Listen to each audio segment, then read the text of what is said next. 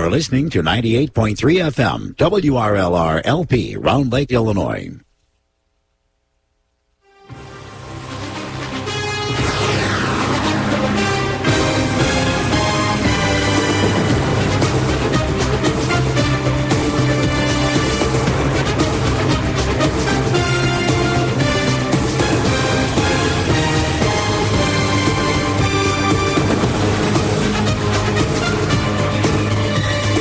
Good evening. Welcome into high school football right here on WRLR. Tonight it's homecoming night. We're at Mundelein High School. That's where we're at. The Zee Bees of Zion taking on the Mustangs of Mundelein. Both teams are getting on the field as we speak. And they get ready for tonight's ball game as they had another football game on before this one. Kind of pushed us a little bit later than what we expected. But we do expect to have a football game here tonight. There was soccer or football, depends on how you want to look at it, but football was being played before this game. A lot of schools have done this, believe it or not, in past years. They've been able to put soccer games as part of their homecomings before the actual football games on a Friday night. I like the idea. It's kind of nice. Instead of having a younger level game, a JV game or sophomore game, freshman game on beforehand, you put a soccer game out there, and it was a good matchup. You had Zion Benton against Mundelein going against one another, and it turned out that the Zion Benton Zee Bees were victorious over Mundelein by a score of 2-1. So congratulations off to the Zion Benton Zee Bees with the victory in the soccer game this evening. Now we've turned the page from soccer to football. We get ready for the game here tonight. Both teams are on the field here tonight, getting their warm-ups in. We're about 20 or so minutes away from kickoff, looking about a 7:35 kickoff here this evening. Beautiful night for football, by the way. We've gone from all the heat and humidity over the last week, believe it or not, to delightful fall-like conditions. Temperatures have dipped back from where we were in the 80s and 90s earlier this week to a very delightful 63 degrees here at game time. No breeze at all. There was a bit of a breeze earlier, blowing a bit off the lake. Right now we've gotten some broken clouds. Really no rain expected in the forecast tonight. Just so delightful, cool air for a football game this evening. The Mundelein Mustangs off to a great start. They won their first two games to start the season with a win over Grant in their opening week. And then they had a big win last week against Grayslake North, where they won by numerous points, numerous touchdowns. They put together an all-out game plan, which the Mustangs beat the Grayslake North Knights 42-17, I believe that final was.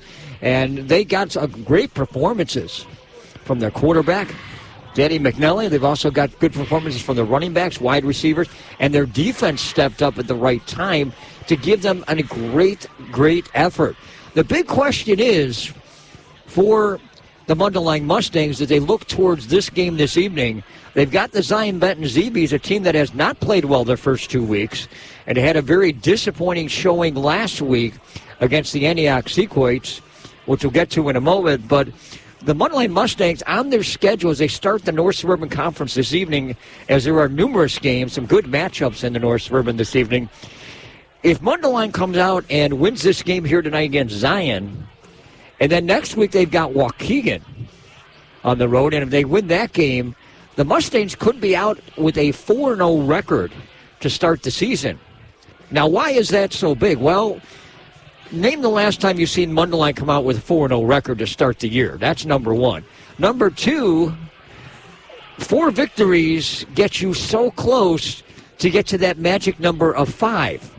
That number 5 gets you into the playoffs most likely, depending on what your opposition teams that you face in the opening 2 weeks, what their records are, and who you played. So most likely, you should be able to get a few more opportunities of getting points. I think Grayslake North is looking for a 6 or 7 win type season, maybe. Grant, not sure, maybe more like 3 or 4. So you may be pretty close to where that magic number is, depending on where the bubble is It was pretty low last year. Does the number go up this year? I don't know. We won't know until the end of the season. So if you get to 4, then you start thinking to yourself, okay, the rest of the North Suburban Conference after Zion and Waukegan, who can you beat? Can you beat Stevenson? Can you beat Libertyville? Can you beat a Warren? A Lake Forest? I'm throwing all these teams out here as possibilities. I don't know. I just named 4 of the toughest, and then you got Lake Zurich. Lake Zurich is going to be tough for Mundelein. We all know that. I think everybody would agree that would be a tough one because Lake Zurich right now is probably the best team in the North Suburban Conference. But of the first 4 that I mentioned, if you can find a way to get a victory or 2, if you get to 6, you're going to be in the playoffs. And that's something that the Mundelein Mustangs have not done for, I think it's getting close to, 15 years the last time they got into the playoffs in 2008. So it's been quite a while to get in. And Vince DeFrancisco would love to have the opportunity to get the Mundelein Mustangs back into playoffs once again. Now, the Zion Benton Zee Bees have struggled out of the gate. They lost their opener to Evanston by a couple of touchdowns. And then they lost to Antioch last week, which was the first meeting between the two teams since 2016. And something I did not realize, but they used to play each other a lot more in the crossover games, and a number of years back they would be, pretty much in the same division. If you want to go back in the days when Antioch was part of the North Suburban Conference before they got into the smaller division of the North Suburban, and that was the Lake and Prairie, and they were in the Prairie division. Zion was always in the big team division in the Lake, but they had a traveling trophy that went between one another. And Zion held onto that traveling trophy since the last time they met each other in 2016 until last week when Antioch came away with a big win, 48-16 over the Zee Bees. And it's a big question mark where the Zion Benton Zee Bees are going at this point. They've had 2 tough games to begin with. They've had a couple of years that's been kind of tough for them. Cristo Garza was a coach that was kind of reshaping the program. Unfortunately, he passed away a couple of years back, and that kind of put a little bit of a, should we say, a sore spot into the football program. And Cristo Garza was a great guy, a friend of ours, came out of the Round Lake program, did some stuff at Warren, also was part of Lakes. I mean, he was great for the community. He really did something for Zion Benton Zee Bees, and I can remember when he stepped in to Zion Benton how much he really turned around the football program. And the Zion Benton Zee Bees were going in the right direction. It's just unfortunate they passed away at such a young age, and MacArthur White took over the team the last couple of years, and it's been a tough situation. It's been tough to kind of shape the program, keep it going to what Cristo Garza has had, and get the players on the field to produce, the type of football that you want to have. And, Zion Benton's still working through some things. They're still working within its program. And they're going to be out there. They'll be tough. There's no doubt about it. They work hard. And they had some really good players a couple of years ago. But since a couple of good skill players that had graduated, and they're trying to formulate some better players now off the younger squads that they had at the moment. So this could be a pretty good matchup for a while. I think right now you're looking at Mundelein, who's put together a couple of outstanding wins that may stand up a little bit more than where Zion Benton has been at for their first 2 victories. We're going to take a break. We'll come back, and we're going to talk a little more about this game, what keys we're looking at within these 2 teams, and we'll also talk about the rest of the schedule. There are some games in the North Suburban Conference that have so much meaning tonight that could make the difference for the rest of the season. It's very possible that could happen. So back with more with our high school football game of the week right here on WRLR, brought to you by O'Keefe, Lewis, and Bruno PC and American Family Insurance. We're back right after this here on WRLR. O'Keefe, Lewis, and Bruno PC is proud to sponsor another season of high school sports on WRLR. Lake County has a rich tradition of high school sports, which WRLR broadcasts and streams to the entire community. If you are thinking of buying or selling a home or business, or have a question on how COVID affects your home or business, O'Keefe, Lewis, and Bruno can help you. Their number is 847-675-4790. The following is made possible by Dad. Why was the basketball court all wet? Because the players kept dribbling all over it. The dad joke. Corny, grown-worthy, but also one of the simplest ways to share a moment with your kids. Why do you have to be careful when it's raining cats and dogs? Because you might step in a poodle. And kids that spend more time with their dads grow up to be smarter, more successful. Can I tell you a cat joke? Just kidding. And, with any luck, funnier adults. Why didn't the skeleton go to the dance? Because he didn't have anybody to go with. Dad jokes rule. So take a moment to make a moment and give your kid a laugh. It's as easy as going to fatherhood.gov. Brought to you by the U.S. Department of Health and Human Services and the Ad Council. That's really funny. More and more these days, it feels like sports are losing out to hype. Who dissed who? Who signed the fattest contract? Who got busted for cheating? Lost 2 is the unique capacity sports have to inspire us, to unite us. Well, great news, sports fans. Sports are still being played for the right reasons. They're still as entertaining as they are character building. You just have to know where to find it. And you only have to look as far as your local Illinois high school.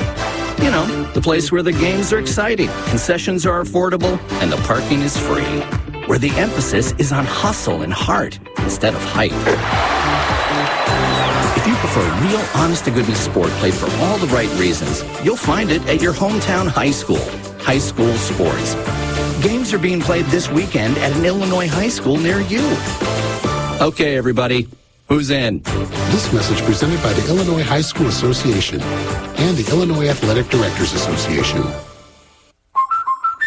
You work hard to make sure your family has everything they need. Life insurance from American Family Life Insurance Company can help financially protect your loved ones by replacing a portion of your income if you were to pass away. That means your family will have the help they need to maintain their quality of life and pursue their dreams. Get the peace of mind you deserve by protecting what matters most. Local agent Sylvia Chacon at Sylvia V. Chacon Agency, Inc. can be reached at 847-775-1818. American Family Life Insurance Company, 6000 American Parkway, Madison, Wisconsin.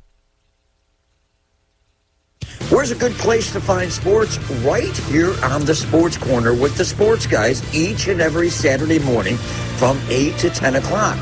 Why do you want to listen to us? Well, we cover the sports nationally and locally. It could be football, basketball, hockey, soccer, local sports. Oh, we'll throw in something around the track with auto racing and even some golf too.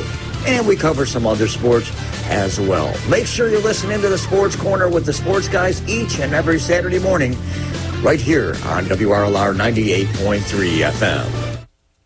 You're listening to 98.3 FM, WRLR LP, Round Lake, Illinois. Pre-game show right here at Mundelein High School. Homecoming night. Nice crowd on here and a lot of Mundelein people here. A lot of students from Mundelein off to our right, all decked out in black. I don't know if it's like a blackout, but everyone's got black T-shirts. The captains on both teams have made their way to the center of the field, and they are in the coin toss as we speak. I'm Rusty Silber. Carson Beck will be joining with me here this evening in a little bit, but a lot of captains out there on the field on both sides.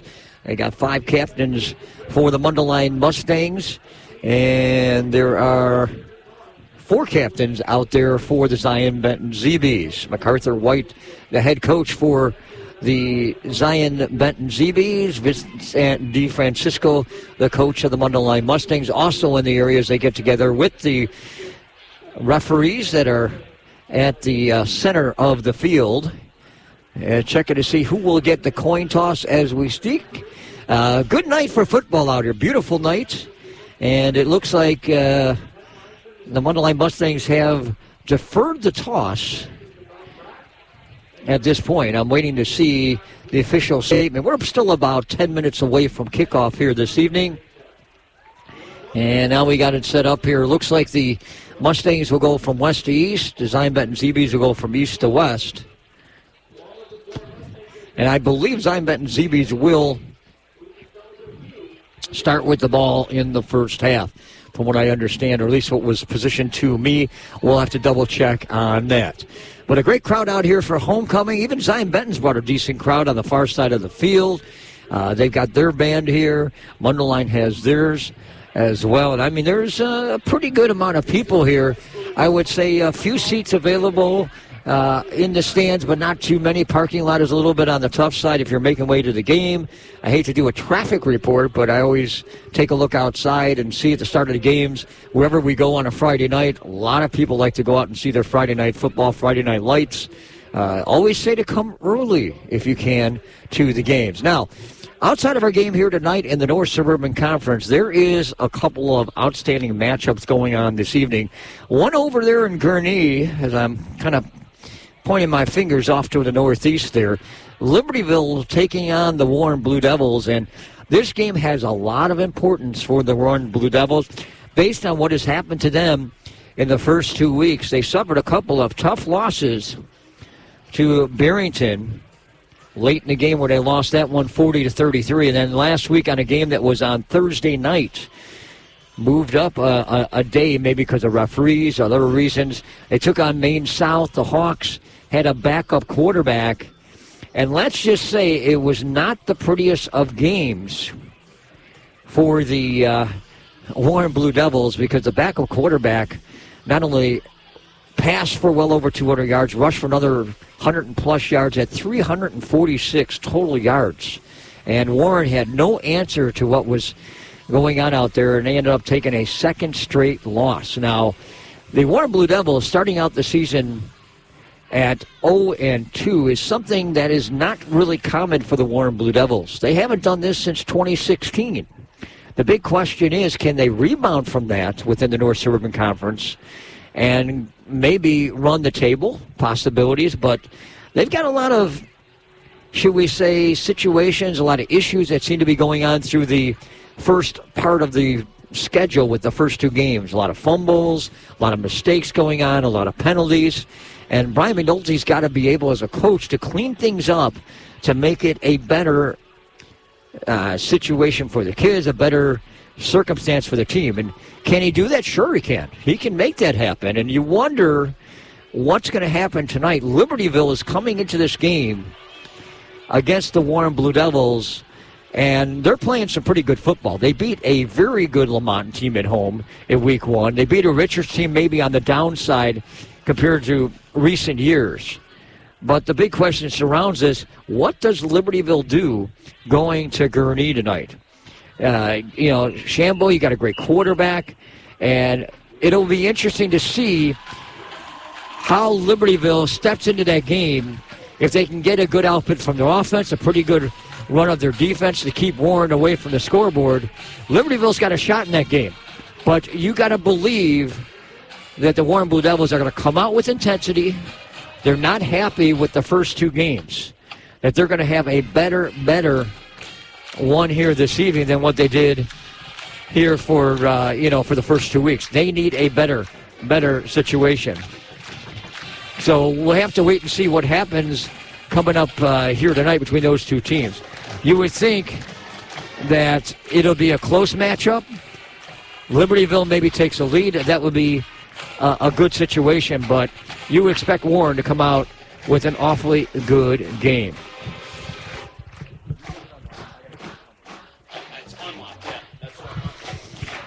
Another game tonight over at Stevenson High School. This is a good matchup. The Lake Zurich Bears visiting the Stevenson Patriots. Patriots out with two good games in their first two. They beat a Bradford team, which is always a tough team. They can throw the football from Wisconsin. They also had a week ahead of our Illinois schools. They started earlier in Wisconsin.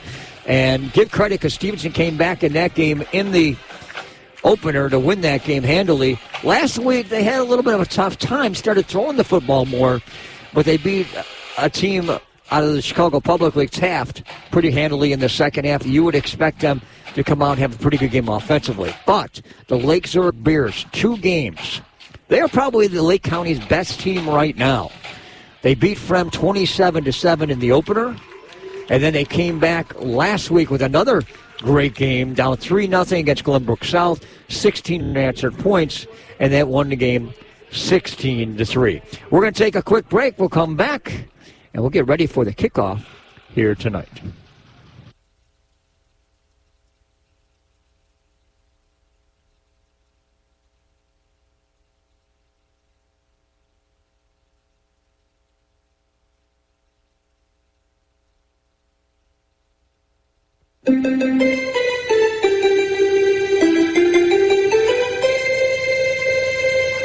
You're listening to 98.3 FM, WRLR LP, Round Lake, Illinois.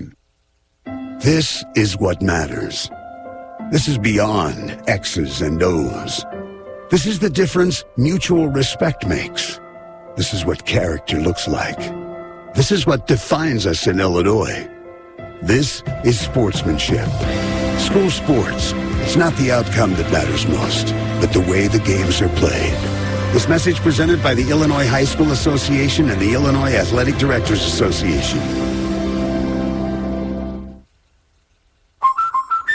You work hard to make sure your family has everything they need. Life insurance from American Family Life Insurance Company can help financially protect your loved ones by replacing a portion of your income if you were to pass away. That means your family will have the help they need to maintain their quality of life and pursue their dreams. Get the peace of mind you deserve by protecting what matters most. Local agent Sylvia Chacon at Sylvia V. Chacon Agency, Inc. can be reached at 847-775-1818. American Family Life Insurance Company, 6000 American Parkway, Madison, Wisconsin. What do basketball, choir, drama club, and marching band all have in common? They're all high school activities that offer learning opportunities not necessarily found in the classroom. They take up just a fraction of a typical Illinois high school's budget, and they go a long way to giving young people the tools they need to thrive. High school activities, they're more than extracurricular. They're extra important, too. This message presented by the Illinois High School Association and the Illinois Athletic Directors Association.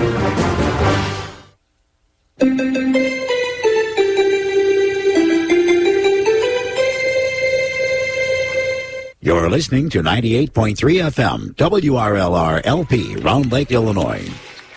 Opening night of the North Suburban Conference, and tonight it's a Zion Benton Zee Bees taking on the Mundelein Mustangs. Homecoming here from Mundelein. Great matchup between these two teams. The Mustangs off with a 2-0 record, looking to go for number 3, trying to get themselves back to the playoffs, someplace they have not been for a couple of decades, and they've won 2 in a row to start out. Zion Benton's looking for a win here this evening. It's a big question, which way will it go here tonight? Good evening, welcome into high school football. Rusty Silber, Carson Beck here with you for this evening. Beautiful night for football, 63 degrees. The skies have broken up, but the sun is already set. We've got the lights taking firm control of the field out here. The Mustangs coming out with their dark uniforms, the white numbers. The Zee Bees will be out with their white and red numerals, and we're about ready to get started for football here this evening. And the Mustangs will be the ones kicking off, going from west to east on your radio dial, if you got one of those that you're listening to, and the Zee Bees are going from right to left.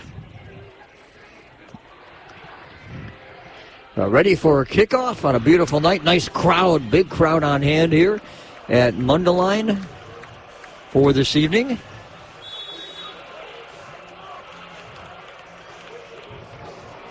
A lot of students getting ready to get things going here this evening. This one kicks short to the right side and will go. Did it go out of bounds or was it touched is the big question.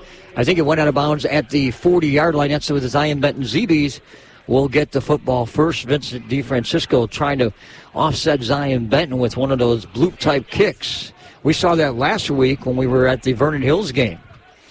It did travel 10 yards, so 1st and 10 is where Zion's going to have the football to start out.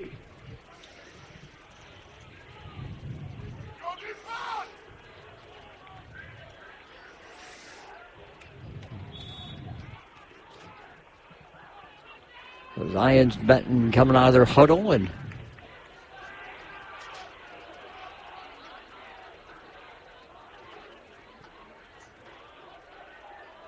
well, 1st and 10 out of the shotgun. Quick pass here, short. And it's a catch good for 8. 10 going 50-yard line. Down past the 40 to the 36. A 19-yard pickup for the Zion Benton Zee Bees.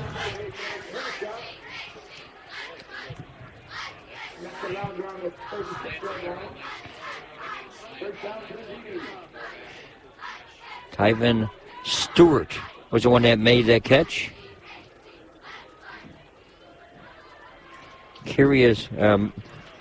Maya Curious, quarterback.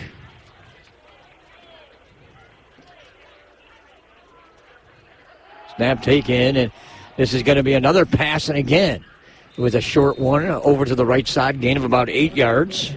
So a 19-yard pass, and then an 8-yard pass. So Kiriam Adams is the one that's a quarterback.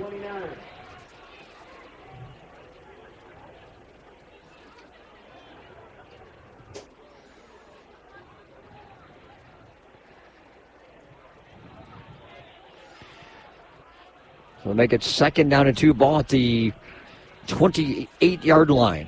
Zee Bees on the move in the opening drive. Snap taken, and quarterback keeper and move. Shakes the first level into the second level and gets up to the 21-yard line, good enough for a first down, a gain of about 7. Adams showing some pretty good movement to get in there. Adams, a senior quarterback.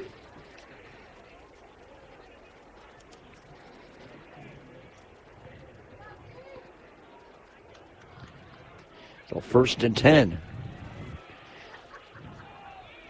Zee Bees on the move, 10:45 left in the opening quarter. Spread it out this time, 2 receivers left and 3 to the right. Adams taking a snap, short drop, quick pass over the middle, caught and tackled down quickly at about the 18-yard line. Mustangs pick up on that one.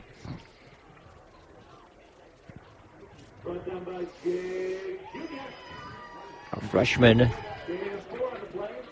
Jameer French on that catch. Second and 6 from the 18.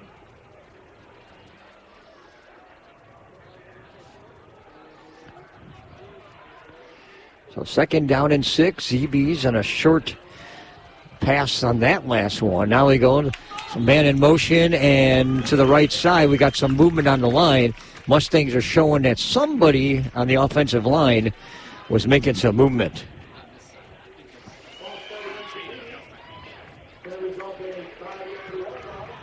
So 5 yards back for the Zee Bees.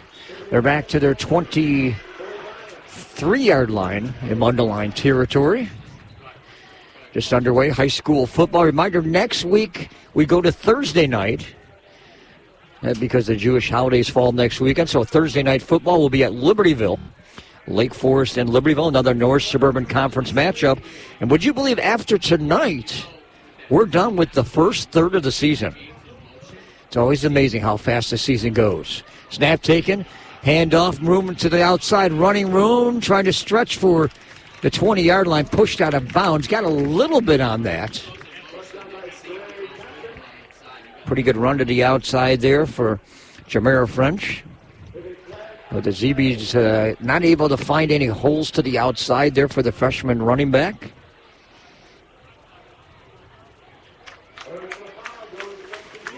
And a personal foul on that run. So this is going to push the Zee Bees back a little further. Flag was over near the sideline. Happened about the 25-yard line, so this will push it back.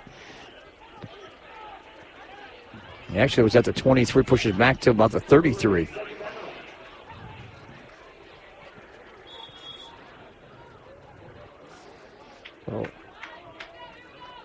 So 2 penalties now against the Zion Benton Zee Bees on this drive. So now you got 3rd down and about 22 yards here to get the first. Man in motion, snap taken, handoff, running room right side of the line, got wrapped up, brought down in the backfield, maybe back to the line of scrimmage. That's if they give forward progress. There was not much that Stewart can do. He was wrapped and brought down quickly. And they gave him the forward progress back to the line of scrimmage.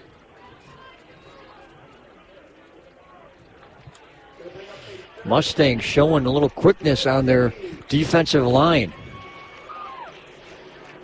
So now you got 3rd down and long here.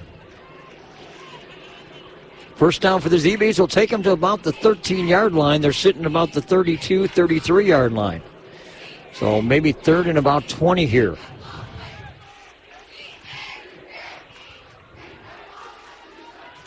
Adams in a shotgun, one man off to the right of him. 3 receivers to the right, 1 to the left.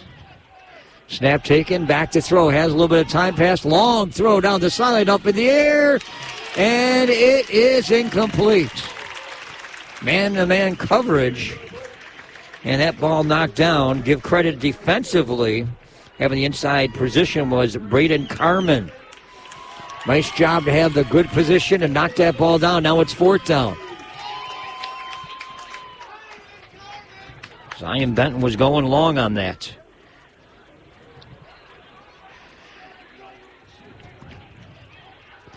So 4th down, MacArthur White decision making here. You're at the 32-yard line. Field goal attempt would be a long one. 48 yards.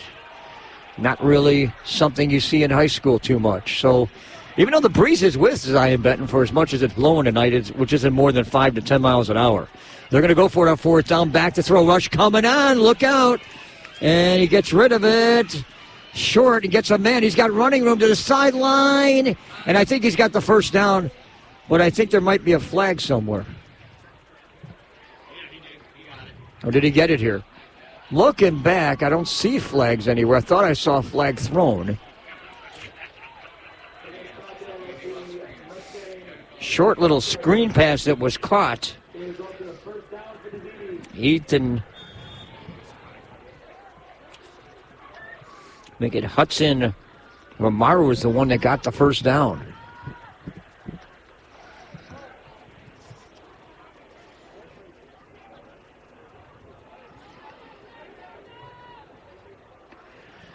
An impressive first down for the Zee Bees. So 1st and 10, ball at the 12-yard line. Back to throw, time. Looking, step up in the pocket and run for it to the right side. Nice little swifty move, not much space, though, towards the sideline. Adams goes out of bounds after a short little move and run of a couple of yards to about the 10.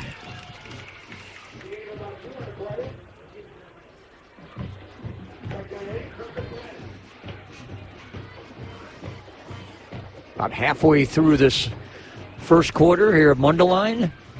Zee Bees with the ball. And they're trying to make a drive and make something out of their opening drive. They're at the 10-yard line. 2nd down and 8. They get down to the 2-yard line.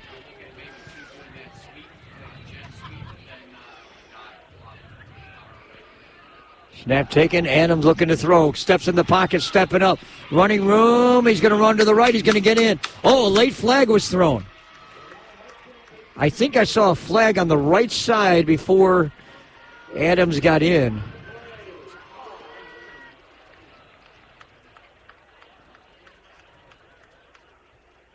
Great run in there.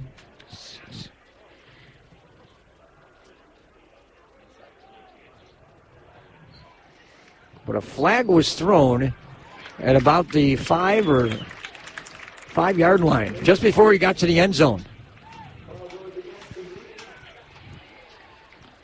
Somebody did something illegally, whether it was use of the hands or a low block.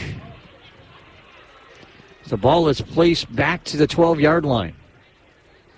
2nd down for the Zee Bees. 2nd and 10 from the 12. 3rd penalty on this drive for 25.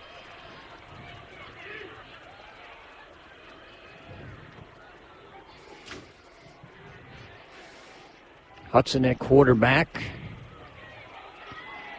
Receiver split. One man coming in late, and now a timeout called. Coming on the field really late was Stewart. Tried to get to the line of scrimmage, and MacArthur White saw that and said, I'm going to take a timeout here. 7:18 left, opening quarter. Zee Bees on the move. We'll take a break.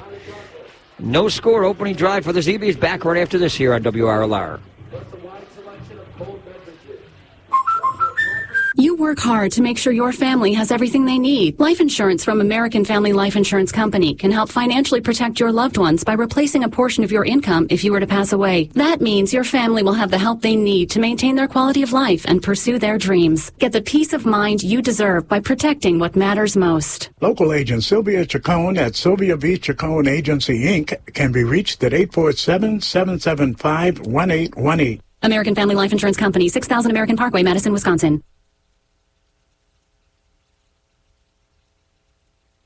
You're listening to 98.3 FM, WRLR LP, Round Lake, Illinois.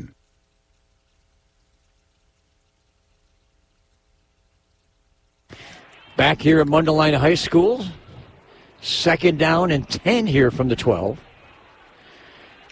Snap taken, handoff, right side, and the Mustangs pick up on this 3 of 4. Mustangs break it down inside the 10 to about the 9-yard line.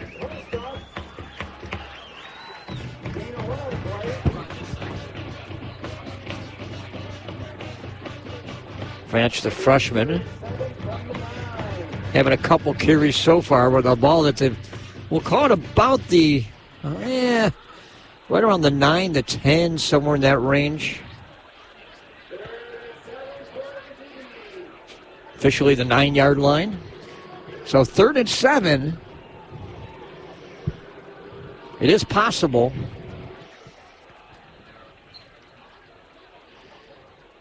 Hudson in a shotgun here. Got 2 guys set beside him and behind. There's going to be a quick pass over the middle, and it's incomplete. What looked like it was going to be a catch was knocked out of the hands of the receiver. Nice job on one of the DBs for the Mustangs. It looked like it was going to be a catch for Zion Benton and 6. But sometimes when you think you got it and someone's right there to knock it out of your hands, it gets awfully tough to do that.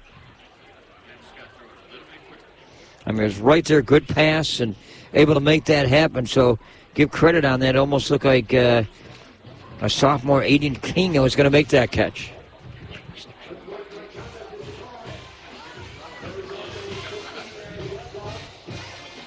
So this sets up 4th down. Oh, wait a minute. They got another penalty here against Zion Benton. Now the ball's all the way back to the 25-yard line. So something happened at the end of the play where there was a flag, and now another 15-yard penalty against Zion Benton. My goodness, 4 penalties, 40 yards. So we got 4th down. First down can be made at the 2-yard line. Here we go. 2 receivers left, 2 to the right here. Snap taken. Rudin looking. Russ step in the pocket. He wants to run. He's looking. Now he flings a pass up in the air, and it's incomplete. One of the Mustangs almost had a chance to intercept it, and he let the ball hit the ground. So Zion Benton tried to make something happen, and it just didn't happen for him. Through this drive, they got stuck with penalties, making mistakes. And give credit to the defense from Mundelein. They were able to shut things down a couple of times. 6:13 left in the opening quarter. We're going to switch for Mundelein to have the opportunity to have the football here for the first time. Let's bring in Carson Beck. Carson, how you doing, buddy? Doing good, Rusty. I don't think you realize this, Rusty. This is the first time you and I are calling a football game together. The last few football seasons was still in Iowa City. And well, that's good. So. Right now, Mundelein getting the ball for the first time. And they got a little early update here. They got off to a quicker start than we did, but Libertyville leading Warren 8-7 in the second quarter. Isn't that interesting, huh? Yeah, Rusty, early start, a long ways to go, though. All right, here we go. First down for the Mustangs. And this is going to be a handoff off the right side and a gain of about 3 or 4 yards. Off to a conventional run here up the right side. Looks like 29-yard line. As we know, Coach DeFrancesco, since he's come here in 2019, primarily likes to run the wing T offense, which is kind of a mixture of read option as well as smash mouth football. So very RPO-oriented. Cab was the one that had the football there, 4 yards. There's going to be a handoff on the right side this time, and grinded out type football here for the Mustangs. Another gain of about 3 or 4 yards off the right side of the line against Zion. Yeah, they're going to say to 33, so about a yard short. Interesting, seeing a little bit different approach here from Mundelein compared to Zion. Zion came out throwing the football. Mundelein's using the ground attack. That's usually Mundelein's MO with DeFrancisco. And look out, somebody moving here right off the bat, flag, or maybe ran out of time, one of the two. Whistle started going just at a snap. They're going to say false start. Yeah. Just really hate to see that, penalties. And we've seen already Zion got caught with 4 penalties in the first time in their series. Well, now it goes from 3rd and short 1 to 3rd and uncomfortable 6. Last thing you want is to punt the ball and give the ball right back to Zion.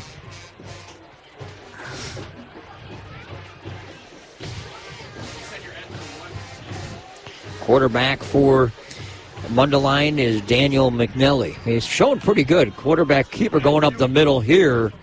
And that's not going to be much. Gained about 3-4 yards. That would have made more sense on the 3rd and 1. Not exactly sure why they did that on the 3rd and 6. Unless they're for sure going for it on 4th. Which it looks like no one from the offense has come out yet.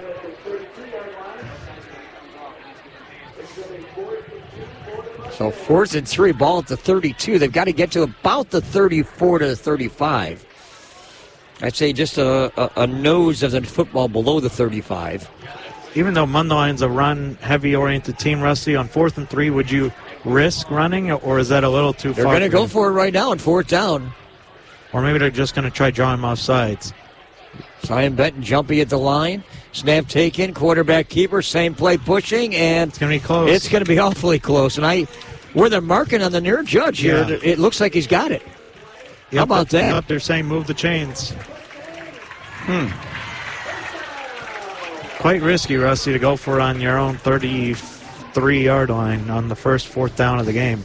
Oh, Vince Trent and DeFrancisco. I mean, it's not anything that's new in the North Suburban Conference. I've seen this for years. I can go back to the days, Dave Whitson used to like that. I would think, you think of Bill Mitz and as Stevenson used to love to do that on 4th down, even from his own 8-yard line, 10-yard line.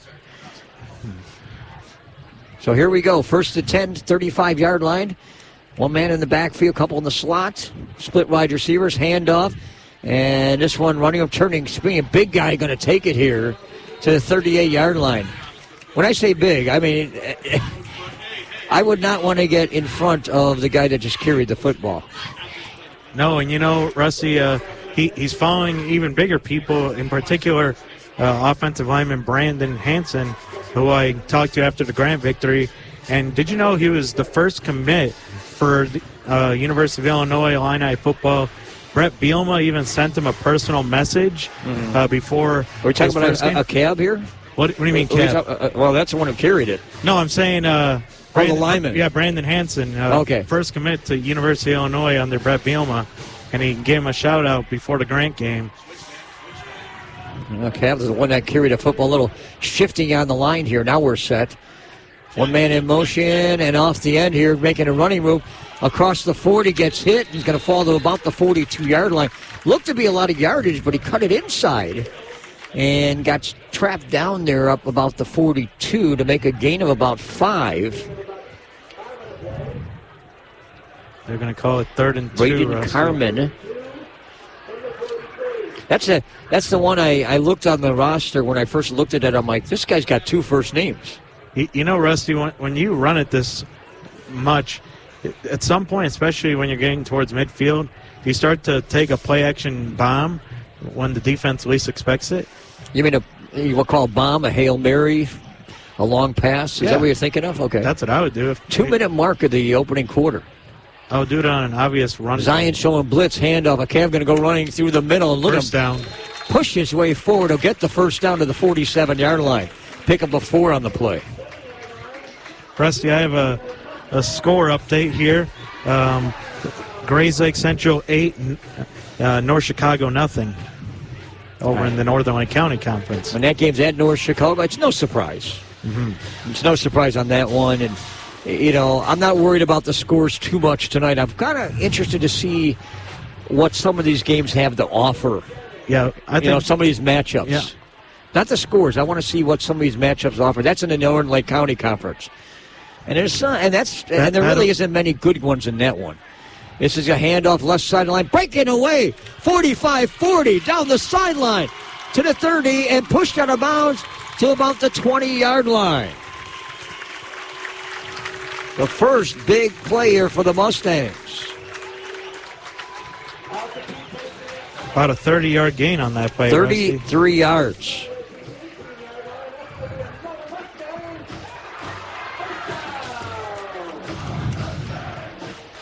Wyatt Soldo was the one that got the run.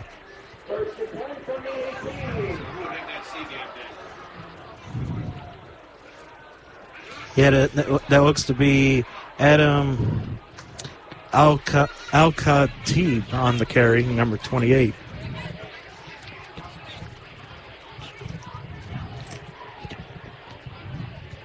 So first down and 10. And this is going to be a handoff. Another, Tequila's going to take this forward for another big gain of about 4 or 5 yards. Maybe 6 or 7. He got about 7 yards on that.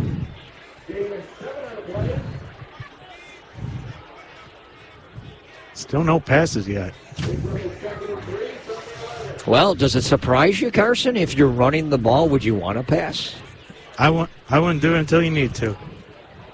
But you also don't want to be one-dimensional either. But I've seen McNally throw it. It's not bad for a first-year starter. Final 30 seconds of the opening quarter.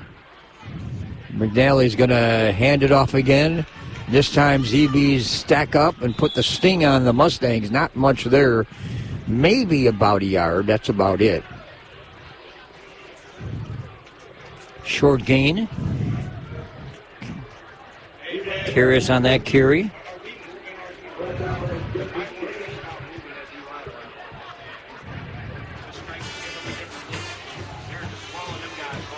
Actually, it's Rivas on that gain. And we've come down to the end of the opening quarter already.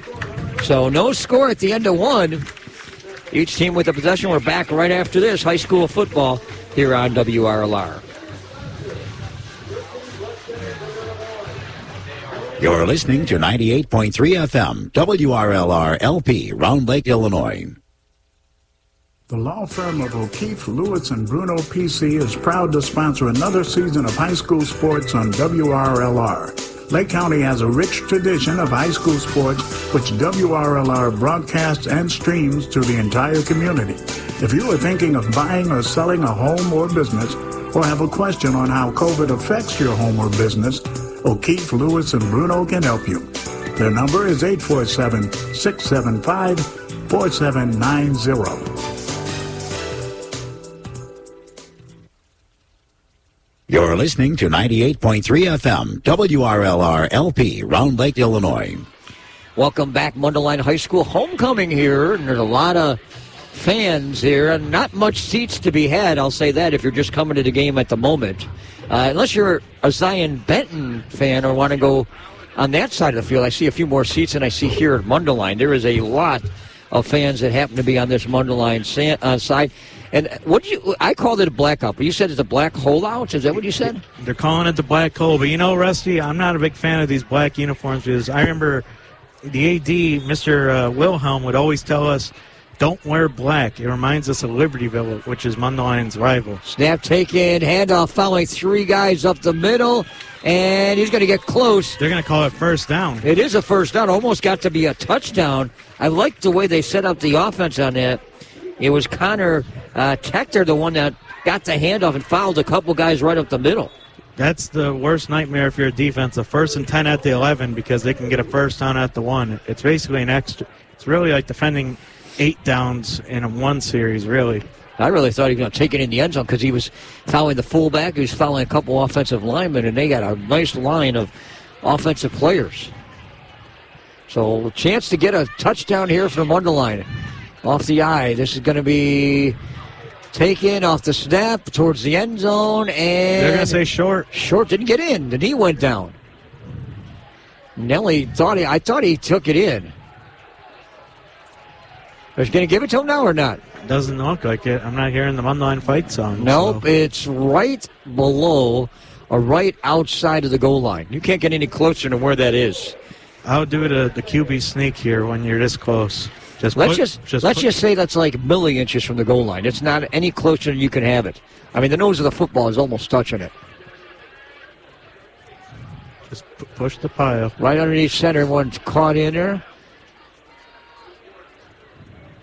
Snap taken, going to be a handoff left side of the line, and I don't think he got in again. Nope, Alcup T, again, stuffed.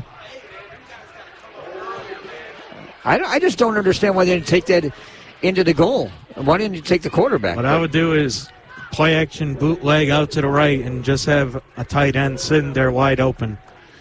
Because everyone thinks it's going to be smash mouth, inches, but it's usually those bootlegs that on goal to goes that get third down, ball back to the 3. 2 here. A little shifting on the line. Snap taken, everyone pushing its way into the end zone, and into the end zone this time for a Mustangs touchdown. McNally showing his wheels a little bit and some power. Man, we've got somebody hurt in the end zone here. No, I think somebody's okay. I thought somebody was getting off slow. Might have been the referee. I don't know. Oh, he didn't give him a touchdown on it. I wonder if... They said apparently, and I mean, just say this, Vince DeFrancisco and the coaches are asking about this. What the referee was pointing at, the knee came down before he got to the end zone. He showed me that the knee was down. I thought he was in. So here we are again, back to that inch. It's 4th and goal. That's a touchdown. Now taken and into the end zone. We've got a touchdown now. Yes, no, maybe so. I haven't seen the arms go up exactly. That's true. There it is, finally. Took a few plays to get this to work for the Mustangs. McNally gets it in the end zone.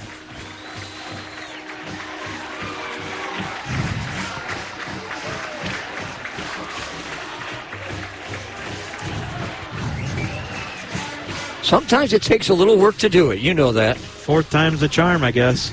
4th, 5th, I'm not sure how you want to call it. Extra point attempt.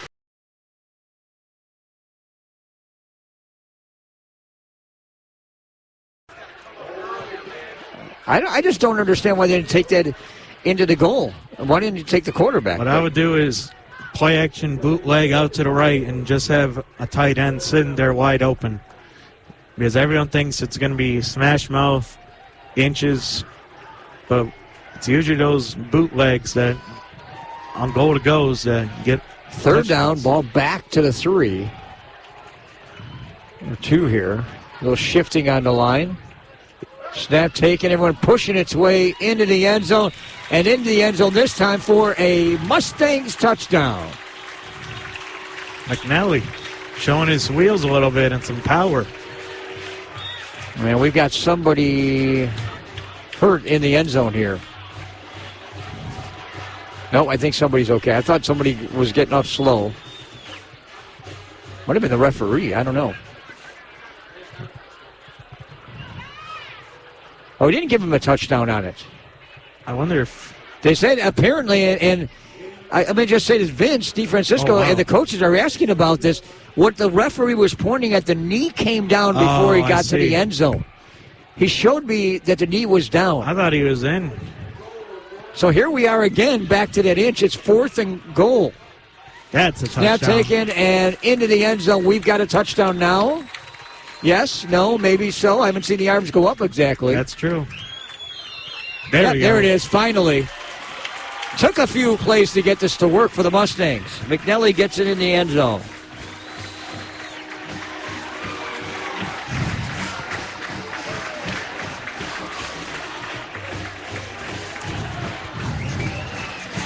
Sometimes it takes a little work to do it. You know that. 4th time's the charm, I guess. 4th, 5th, I'm not sure how you want to call it. Extra point attempt coming up.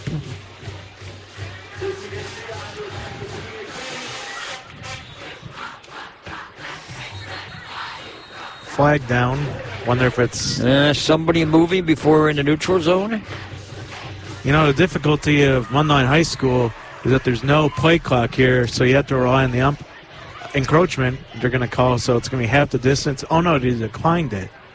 All right. And yes, Rusty, it's encroachment. In high school football, there is no offsides. It's encroachment. I like the terminology. Garcia ready to take the extra point. Hasn't missed one all year. Placement down. Here's the kick. It's up, and it is good. Thank goodness. No announcers jinx. I was going to say, if you just jinxed him, he ain't going to like you. So, 7-0 Mustangs with the lead. 9:54 left here in the second quarter. We're back right after this here on WRLR.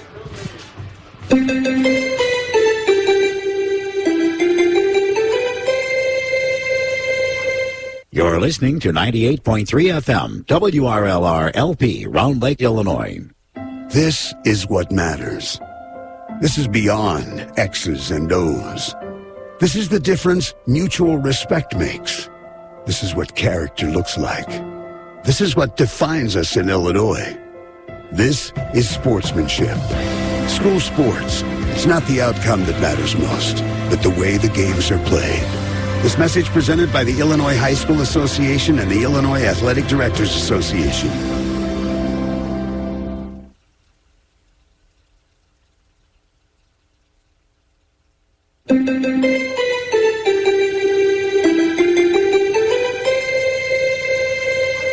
You're listening to 98.3 FM, WRLR LP, Round Lake, Illinois. 13-play drive, 80 yards, all on the ground for the Mundelein Mustangs with one penalty during that sequence. Took quite a while, but 9:54 left, second quarter.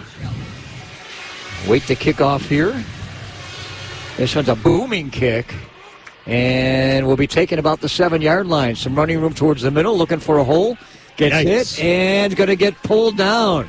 Jeez. Had some running room for a bit. 5 Mustangs there to wrap him down inside their own, looks to be the 17. About a 12-yard return. I thought he was going to go down the sideline. That's the freshman, Jameer French.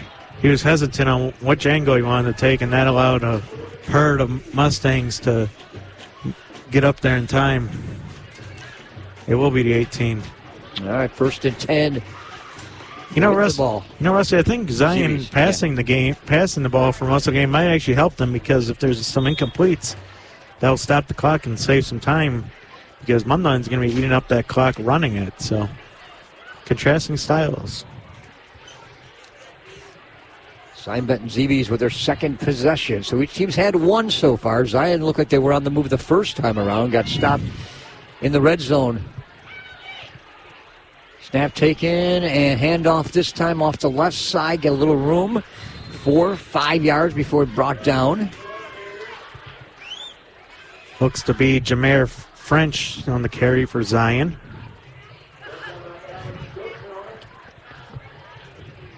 French, the freshman, he's had a few carries here.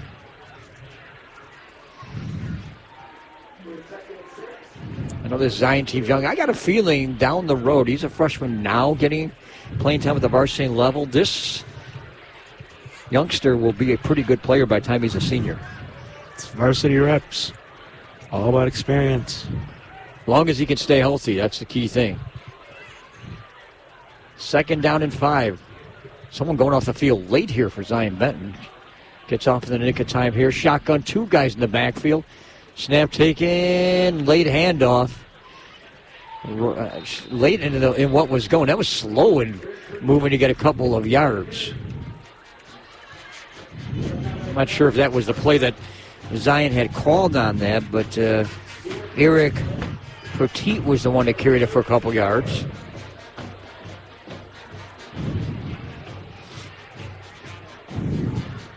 I will say, when Crystal Garza was with this team a few years ago, and, we was friends of ours and all that, he really had this team going. Correct me if I'm wrong. He was the coach that led them to their last playoff appearance in 2018, correct? Yeah, something in that order. But I don't know if he started with them, but I don't think it was right around that time. He got to be there for, a couple of years and then unfortunately passed away at a young age. Pass here was incomplete, so this is going to make it 4th down. And Zion is probably going to have to punt the football back at their 24-yard line. Yeah, unfortunately, the wide receiver, Tyron Stewart, didn't turn around in time, and it kind of let the ball slip past him. So 4th down, Zee Bees are going to have to punt. Looks like Vinny Rogalski is going to return the ball for the Mustangs. They'll line up around the midfield.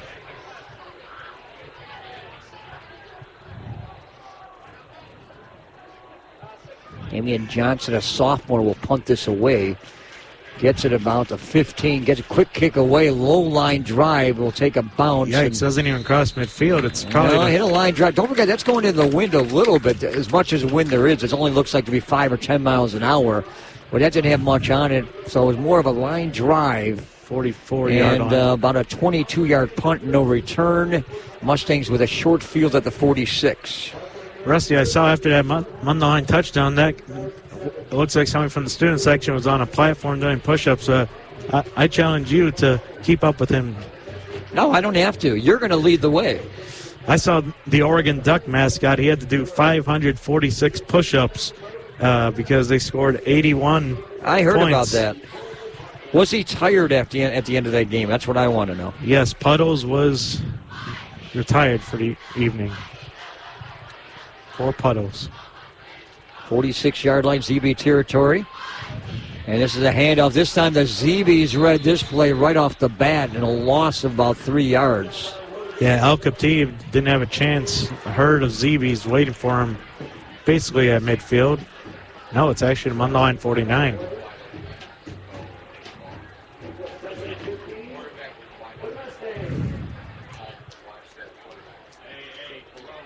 Zee Bees seem to have that number down. Of course, he's a big guy. Who, Al Khatib?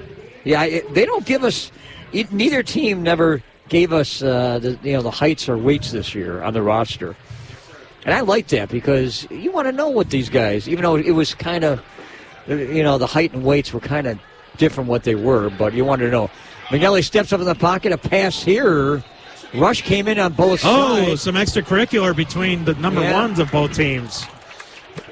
Wyatt Sudan and Tyron Stewart getting into it. Pass was over the middle, and the pass went by this situation after the pass hit the ground. That's where the two players went against one another. So now it's the question where the referees, the judges and the referee will come together in midfield. They're right on the M to make the decision of who might have instigated it, number one, and if both players were in the motion and both may be taken out of the game. I don't know. As an IHSA football official, the call in this situation will go to the line judge on the Mundelein side because that's where it's closest. He'll kind of be the primary one leading the conversation. But, yeah, I kind of saw the player, Stewart, stand over the Zion player, so maybe that's taunting. Yeah, Sudan from Mundelein, Stewart of Zion were the two players that were involved in that. Unfortunately, it's always the person that reacts. I wouldn't be surprised if the Zion player got the worser end of the stick. And the odd thing is you mentioned that they were wearing number 1, so we don't know which one is involved, or they're both going to be assessed with. Now Vince DeFrancesco. I'll tell you one thing, the way you look at it, it may be both players get assessed, and it's the question of what they do after it. He'll probably be offsetting on sportsmanlike. Something like that, but we'll see here. Now we got a decision made here after conferring for about 3 minutes. Let's see what we got here. One on Mundelein, and it looks to be one on Zion. Oh, an ejection for the Zion one, it looks like, and not the Mundelein one, even though the Mundelein player looked to stand over the Zion player. But they're kind of scrapping. I was trying to help me out. The arms folded, what is that, Carson? What's the arms folded? For the referee, you mean? Yeah, what's the arms folded? Help me out. That's a new one on me. Because he showed me arms folded like this. You know how you get your arms folded as I'm standing here like this. When he was making the call? Or? Yeah, when he made the call, he put the arms folded.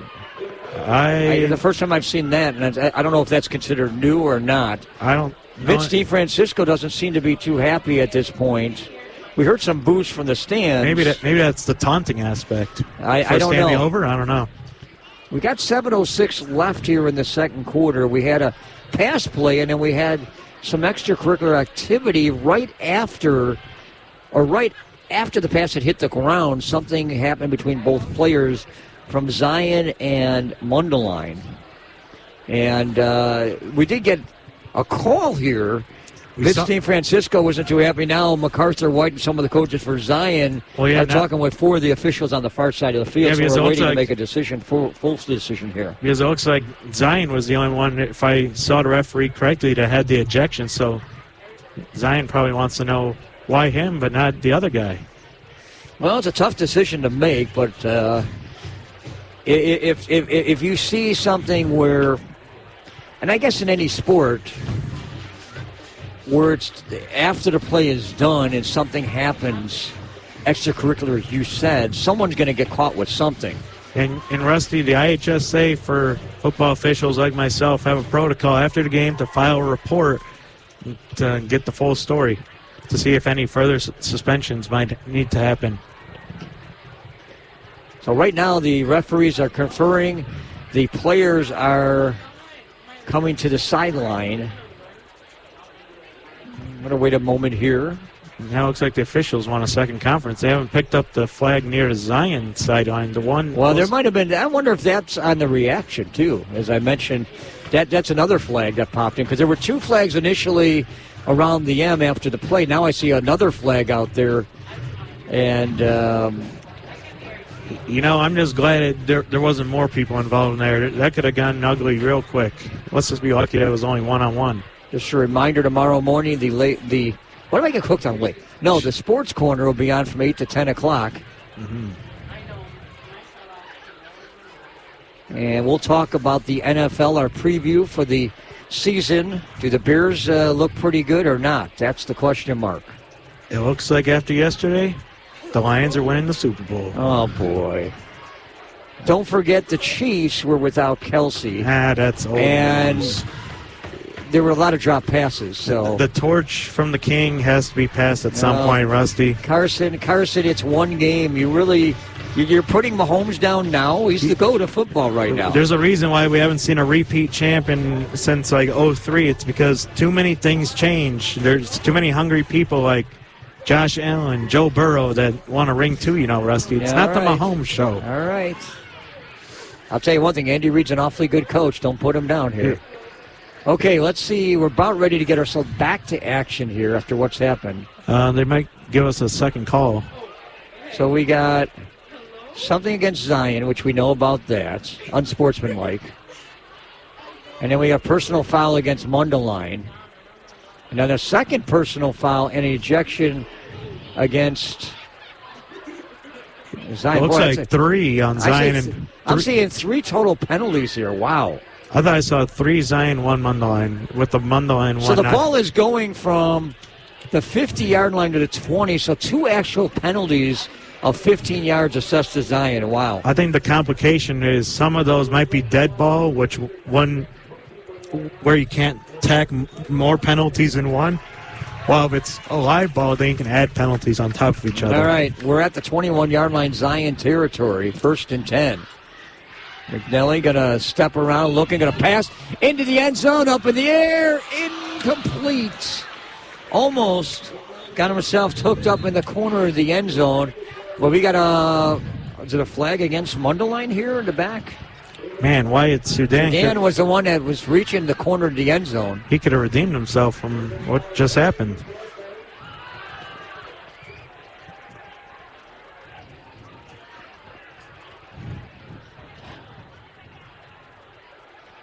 So we got a hold here against Zion. Against Mundelein. That's the important thing because it pushes the ball back to the 31-yard line. Yeah, for high school, that makes you kind of tricky field position for field goal range. So you kind of want to gain some comfortable yardage here to make it comfortable for field goal. 1st and 20 at the 31.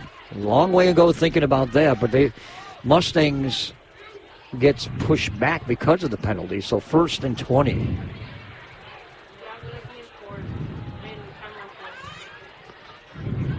Shotgun here, McNelly. Snap taken, fake handoff, looking for a rush coming on. Gets hit as he throws it, and it's incomplete. Got rid of the ball. He did get hit. No flags on this one. But hard pass to make. In general, it looked like he was trying to get the ball over to Brooker, but had a tough time doing it. Yeah, I can tell McNelly's a mobile threat, so I can tell the Zion defenders get a little antsy once he rolls up, because you never know if he's going to tuck it or if he's going to try throwing it on the run. Yeah, I'm a little surprised after the first drive with the run. Now we're seeing pass. Yeah, that stops the clock, and that only helps Zion, so. 2nd down, 20. Shotgun. Man in motion to the right side. Blitz coming on to the left. Pass it downfield. Incomplete. Nobody in light of about 10 yards from where the ball was near the end zone.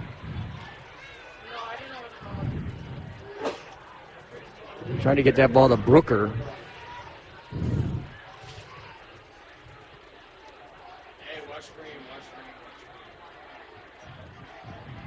Benjamin Burton was the one that was defending on the play deep in the end zone. Yeah, Rusty, it looks like Zion's going to live and die with man-to-man coverage tonight because it looks like they're not driving back in the zone very often. Well, you got 3rd and about 20 here at the 31. Mundelein had the benefit with the penalties to move up to the 21. Now they got pushed back to the 31. Now you've got a 3rd and long here. 3 receivers off to the left, 2 to the right. Snap taken and off the end sweep here. Running room to 30, 25, some blocking. Down to the inside 13. the 20, down to the 15, to the 13-yard line. Excellent run outside by Wyatt Sudan.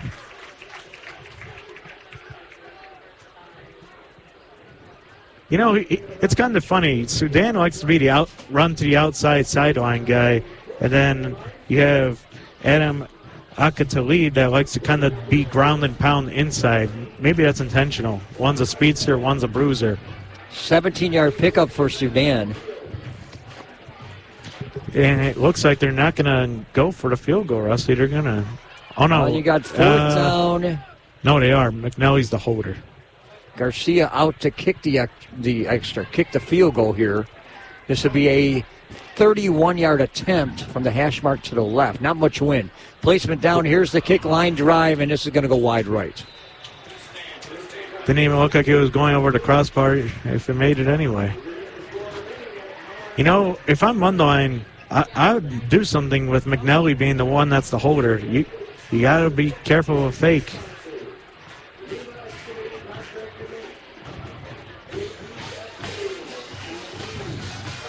So Zion Benton does a good job, even though they were in trouble on the penalties.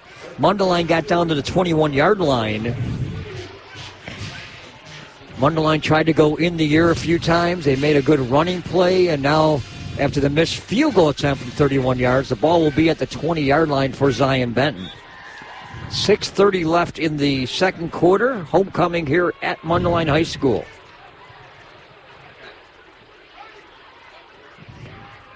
Hudson, quarterback for Zion Benton. 2 receivers right, 2 to the left. Back to throw, looking, steps in the pocket. He wants to run. He's got some speed. Coming outside, he's got a block. Goes to the sideline, knocked out of bounds at the 30-yard line. Big shoulder-type hit to knock him out, but he's going to get enough close to the first time. I think he's got enough for it. Big hit by the junior Maddox Hermistoff as he hits him out of bounds.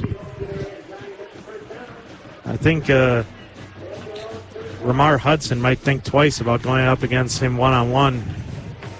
Now, one thing I've seen in the opening drive and the second, now the third one here, he gets in the opening, he can move. He's got speed, he's got quickness. If there's one thing that Zion's always been known for whenever I watch him in football, it's always speed.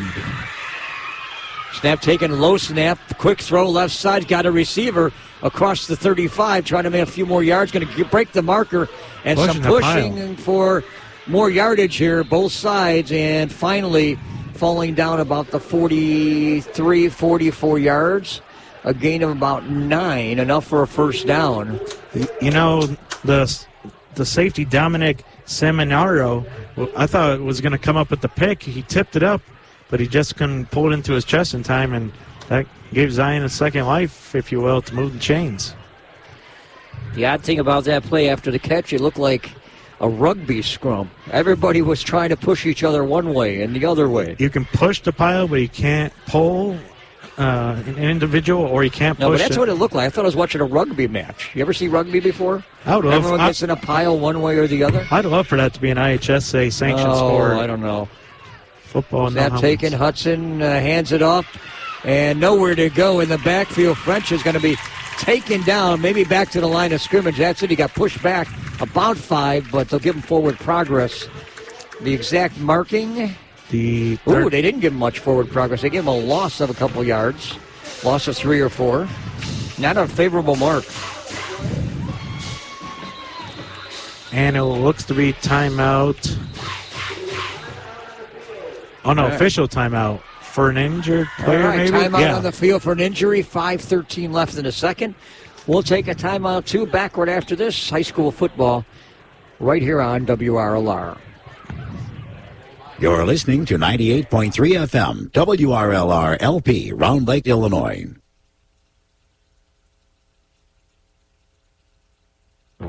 Tune in every Monday night at 7 p.m. right here on WRLR 98.3 FM. I'm Marty Love, the host of Bacon Bits with Master Happiness. And I'm not alone. You're not? I am not. I'm here with my bestest buddy, Tiffany.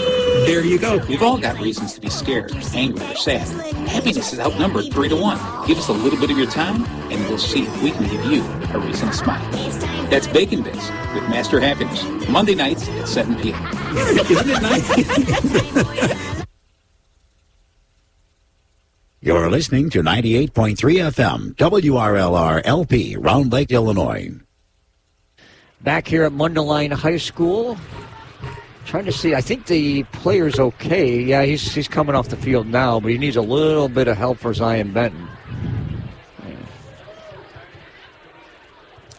They do got him off the field, though, and it looks like he's okay on that. I don't like seeing injuries, and I've seen what's interesting the first couple of weeks, even last week when we were at Vernon Hills, it was hotter last week and more humidity. Today it's much cooler. The last couple of days have been cooler, but you wonder, a lot of times we're seeing the cramps are going to still come up because have these kids had enough hydration throughout the weeks? That's the big question. A lot of these players are doing two-way. More than we're anticipating them seeing them on the field. And that's a lot of work for them. Yeah, already seeing players wear sleeves tonight. Second down, 15. Hudson taking a snap, gonna quarterback keeper here, and boy, the Mustangs saw that, and they got him before he was able to get past the line of scrimmage. There were, 3 or 4 Mustangs on that covered the middle? Yeah, 4 or 5 it looked like. It looks like the 38's going to be the spot, so it's going to be third and even longer. They're in about 16. Zion's starting to get into the RPO mix a little bit, too. It looks like that was sort of a read option play. Domino Sananino, I believe it is, that led the way. He was one of them that I saw kind of getting a high five. Oh, from the Mustang defense point of things.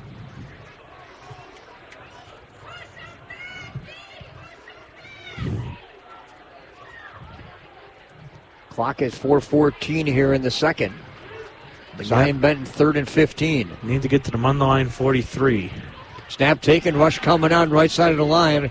Trouble, pass here over the middle. Oh, incomplete. Receiver was open between 2 players, and there was a chance maybe to make the catch. Jeffrey James was the intended receiver. Injured Mustang at the 30-yard line will force an official's timeout. Yeah, you were right, Rusty, about Jeffrey James. That was right in the chest to make the catch, and that would have brought him close to midfield, which would have made it probably like 4th and 5 or so. Mm-hmm. Just a reminder, next week we'll make our way over to Libertyville. It's a Thursday night game. Everybody's going Thursday night. Originally I saw something that had Lake Zurich playing at Zion on Friday, And I got a notice this week that game was shifted to Thursday. So everybody's playing next week on Thursday night. The only game that might go Friday might be Carmel could be playing Mount Carmel. Because it's a Jewish holiday. Carmel against Mount Carmel. Right. Because it's and that might be going either Friday or Saturday. Because it's a Jewish holiday and that's that Catholic comes up Friday school. or Saturday. But the thing is, you got, not everybody celebrates it, but you do have teams within the conferences that celebrate. So that's why everyone wants to be on the same page for the practices. Right. So you're going to play the games on Thursday, so everyone has the same practice schedule going into next Friday. It makes sense. The following Friday, for that matter. Makes sense. So we do have an injury on the field. We'll take a break. Back with more high school football right here. 7-0 Mustangs leading the Zee Bees on WRLR. You're listening to 98.3 FM, WRLR LP, Round Lake, Illinois. You work hard to make sure your family has everything they need. Life insurance from American Family Life Insurance Company can help financially protect your loved ones by replacing a portion of your income if you were to pass away. That means your family will have the help they need to maintain their quality of life and pursue their dreams. Get the peace of mind you deserve by protecting what matters most. Local agent Sylvia Chacon at Sylvia V. Chacon Agency, Inc. can be reached at 847-775-1818. American Family Life Insurance Company, 6000 American Parkway, Madison, Wisconsin. You're listening to 98.3 FM, WRLR LP, Round Lake, Illinois. Back here at Mundelein High School, and injured player getting up and getting some help. At the same time, Julian Rivas. That's going to hurt for the Mustangs because he plays both sides of the ball, running back and linebacker. And I'm looking, he's not putting much weight on his right leg. He's being helped. So that's not good for the Mustangs. But he's coming to the sideline. His trainers are helping him along. Yeah, he's not putting weight on his right foot. And most players and humans are right side dominant. So that could very well be a... Not everybody is. You got some lefties out there. Don't pick on those guys that are lefty. Russ, are you ambidextrous? Me, no. But I know some other people are. Snap, veer, punt. And this will take a bounce and be down to about the 39-yard line. 3:51 is about the perfect amount of time for a run-heavy oriented offense to put a drive together. And looking at our stands, Rusty, it looks like Mundelein basketball coach Matt Badgley's in the house. All right. By the way, 24-yard punt, no return. Ball's at the 40-yard line, and that's where the Mundelein Mustangs will have the ball for this drive. Final stretches of the second quarter. Coming up at halftime, we'll talk about the first half. We'll also get scores from around Lake County area. We had a later game here, so we'll be able to find a little bit more in the way of scores here tonight. Last week we had the early game. McNelly, shotgun, snap taken, handoff, going forward, and this will be a short gain. Looks like Dobb going to get a couple of yards to the 42-yard line. Looks like only 2 yards on the play, and should mention Mundelein's got all 3 timeouts if they choose to use some of them on this drive. Zion with 2 left in the half. A 13-play, 80-yard drive on their Mustangs opening possession. Took them into the second quarter, and that's where we stand here, a 7-0 game. And we got movement here just as the snap was about ready to be taken. This will be against Mundelein. No, it's actually timeout Mundelein before the penalty. Oh, I thought I saw movement there. So 3:11 left in the second quarter. A reminder, the Sports Corner tomorrow, we got a lot to talk about tomorrow morning with our football picks, the NFL preview. We'll give our picks with all the divisions. We'll figure out who's going to be going to the Super Bowl this year. That's the good question. Nobody knows. The AFC is loaded. There's no doubt about that. We'll make our picks tomorrow. We'll also have our NFL picks for the games for the weekend. We'll get Carson with a Swamp Rat College segment with our games there. And then we'll have high school recap after 9 o'clock along with the fading stretches of the WNBA. If the Sky can make a playoff spot to face the Aces, the NWSL and the Chicago Fire in the MLS, along with auto racing. Yikes, Rusty. You brought up the Swamp Rat segment. Right now, the Illinois Fighting Illini are down big 31-7 to the Kansas Jayhawks right now on the road. 31-7. Expected better. Handoff here up the middle. 45-yard line. He's going to line. pick up a couple of yards at the 45-yard line. Not sure what we're seeing. We're seeing some grinded-out type plays, but... That's nothing unusual from Vince DiFrancesco. You should know better, Rusty. It's the wing T offense. It's usually two backs in the backfield, usually one on each side. Going back to football, the big question is, how many victories do the Bears and the Packers get this year? I hear a lot of people saying that the Bears are going to be better and the Packers are going to be worse. Believe it or not, I can't buy that. I wouldn't be surprised if those two teams combined didn't have double-digit wins. No, I don't think they're going to have that much. But the question is Jordan Love going to be a legacy quarterback, the one that stays there for like 10, 15 years at Green Bay like Favre? Quarterback handoff here to the outside and nowhere to go. Zee Bees had this wired out as it was more north to south than east and west on this field. That's going to make it fourth down. Yeah, now it's fourth down punting situation for the Mustangs. Here's what the scenario takes. You don't understand it because you think the quarterbacks that come into the league from college are mainstays when they first come into the league.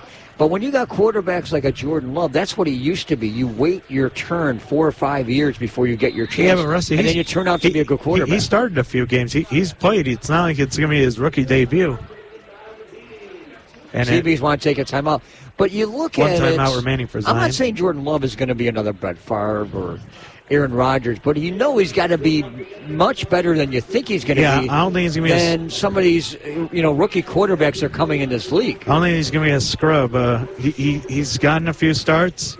The Green Bay Packers. Hey, Matt Badgley's saying hi to us up in the stands here. Yeah, I know you're excited on that, but I'm just saying, when you have a better organization put together like the Green Bay Packers, LaFleur's a decent coach, okay? Sure, Rodgers helped him get all these victories. And the question is, can you do that with Jordan Love? They've got a decent defense. And right now the Bears have issues on their offensive line. And I'll guarantee you that there's going to be a lot of pressure going on. Well, don't forget Justin Fields right off the bat. Well, don't forget with Green Bay, Mr. Rodgers took players like Alan Lazard and other players with him to New York. So it might be a very young Packers team. But listen, what I said, the Bears don't have an offensive line. They added a few people. It doesn't matter. They have injuries. And they got more, too, in the offseason. Inexperienced players. They're not working together. Justin Fields will be running for his life on Sunday.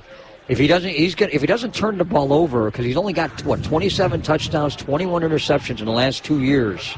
That's the scary part of that. All right, here we go. 1:46 left, fourth down. Smash mouth football going for it. Mundeleine's going for it. Unless they're trying to just draw Zion offside. Timeout taken here by Vince DiFrancesco. No, it's a Zion timeout. Oh, Zion took another one.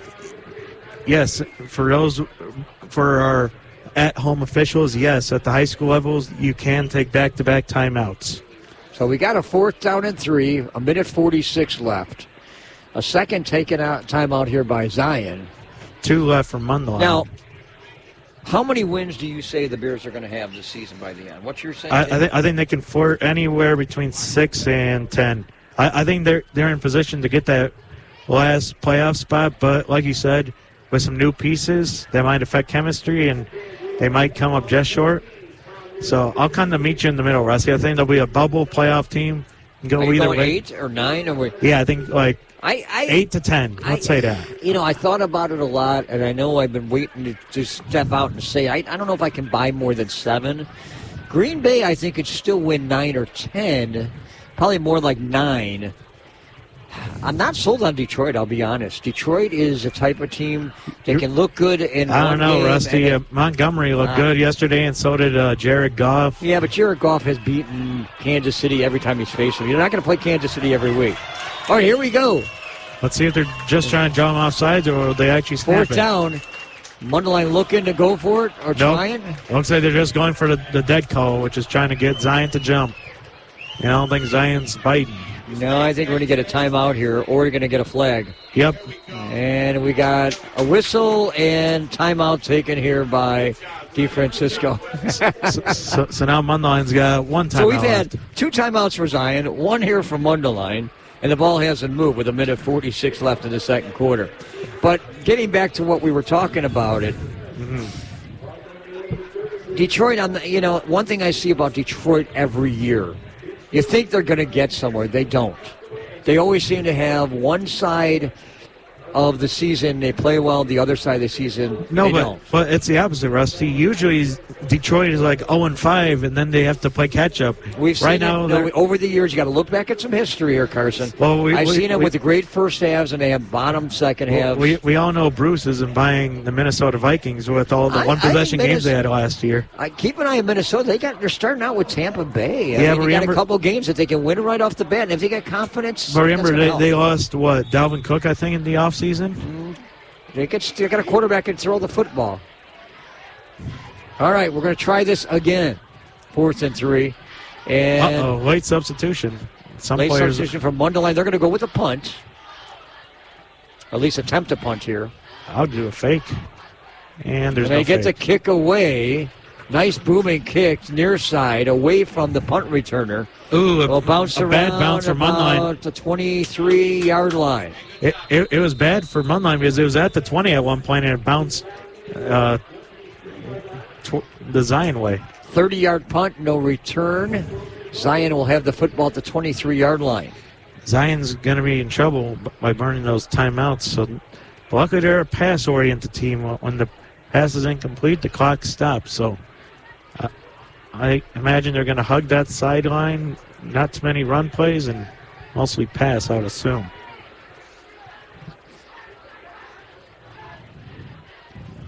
So we got 1st and 10 for the Zee Bees. See what they do if they try to make something work with 1:46 left. They need to go 77 yards in 92 seconds if they want some touchdown points. So 1st and 10 here.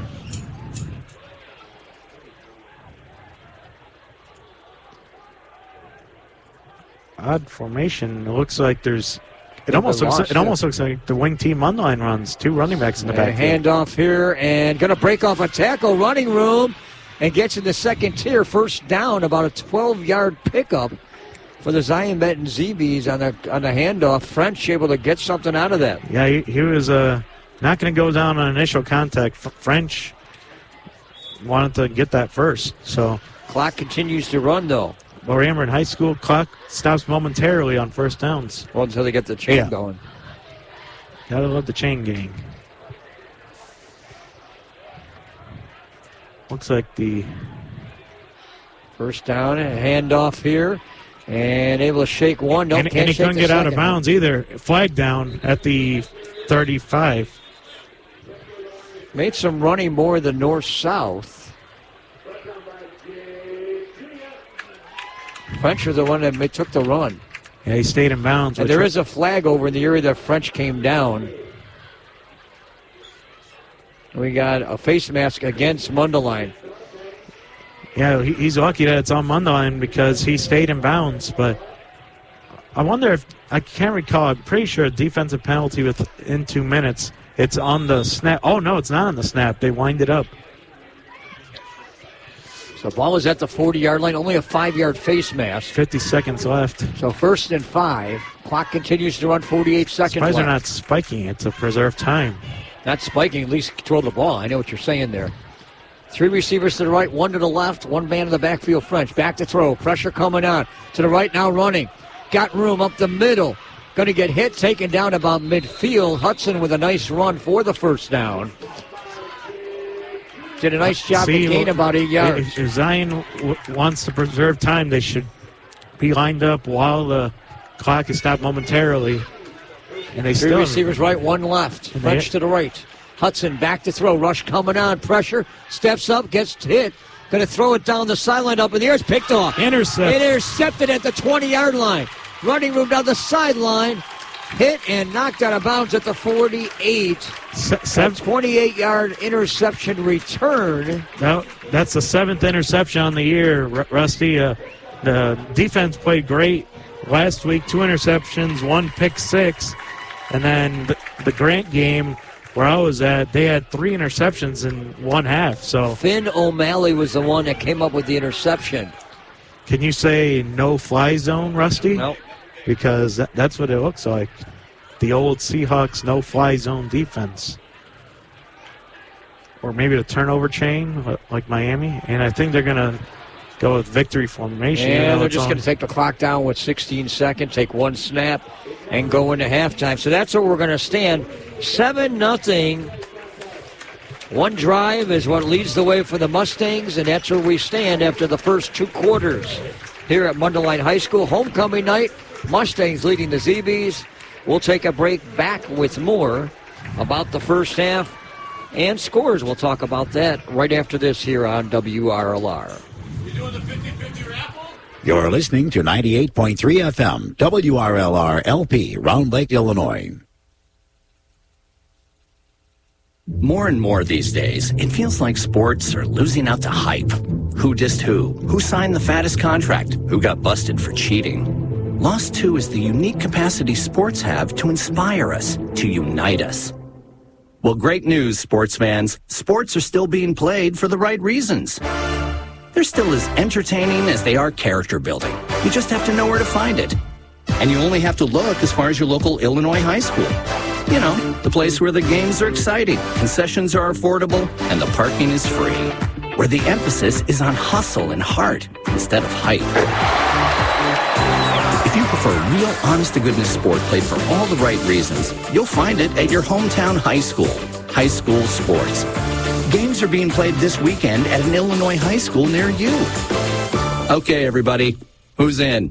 This message presented by the Illinois High School Association and the Illinois Athletic Directors Association. You work hard to make sure your family has everything they need. Life insurance from American Family Life Insurance Company can help financially protect your loved ones by replacing a portion of your income if you were to pass away. That means your family will have the help they need to maintain their quality of life and pursue their dreams. Get the peace of mind you deserve by protecting what matters most. Local agent Sylvia Chacon at Sylvia V. Chacon Agency, Inc. can be reached at 847-775-1818. American Family Life Insurance Company, 6000 American Parkway, Madison, Wisconsin. Tune in every Monday night at 7 p.m. right here on WRLR 98.3 FM. I'm Marty Love, the host of Bacon Bits with Master Happiness. And I'm not alone. You're not? I am not. I'm here with my bestest buddy, Tiffany. There you go. We've all got reasons to be scared, angry, or sad. Happiness is outnumbered 3-1. Give us a little bit of your time, and we'll see if we can give you a reason to smile. That's Bacon Bits with Master Happiness, Monday nights at 7 p.m. Isn't it nice?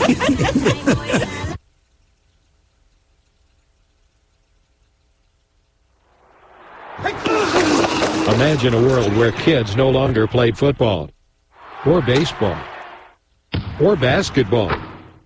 Hard to imagine? Or what if no adults wanted to officiate? Right now, there's a critical shortage of high school officials, and you can do your part to make sure kids keep playing. For more information on how to become a licensed IHSA official, contact your local high school or visit the IHSA website at ihsa.org. A message from the Illinois High School Association. Stay in the game. Hi, this is Ronald Curtis Grace, host of Ear Candy Emporium on WRLR 98.3 FM. Join us every Friday from 4 to 6 p.m. Central Time. We'll play some great music, have a laugh or two, and get the weekend started on the right note. That's Ear Candy Emporium, the home of sweet musical treats. Every Friday afternoon from 4 to 6 on WRLR 98.3 FM and online at WRLR.FM.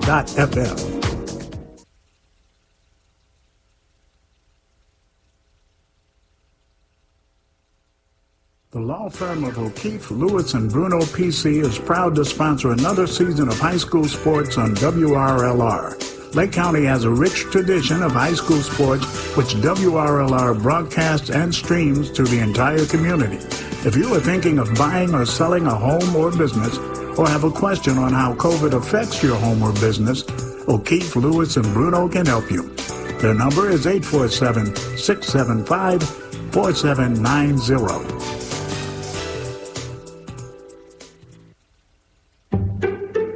The following is made possible by Dad. Why was the basketball court all wet? Because the players kept dribbling all over it. The dad joke. Corny, groan-worthy, but also one of the simplest ways to share a moment with your kids. Why do you have to be careful when it's raining cats and dogs? Because you might step in a poodle. And kids that spend more time with their dads grow up to be smarter, more successful. Can I tell you a cat joke? Just kidding. And, with any luck, funnier adults. Why didn't the skeleton go to the dance? Because he didn't have any body to go with. Dad jokes rule. So take a moment to make a moment and give your kid a laugh. It's as easy as going to fatherhood.gov. Brought to you by the U.S. Department of Health and Human Services and the Ad Council. That's really funny. You're listening to 98.3 FM, WRLR LP, Round Lake, Illinois. Welcome back to Mundelein High School, and halftime, Mundelein leading 7-0 in the homecoming night here as they got homecoming festivities going on in front of us, and I got to give credit to the band. This is huge. Rusty, you want to know how many band members there are? I was just going to ask, how many members do they have in the band here? On average, it's usually around 150, believe it or not. Yep, they compete in the biggest section of marching band competitions. Sometimes they're at Marengo or Wheeling. I believe they even snuck down to Illinois once, I think.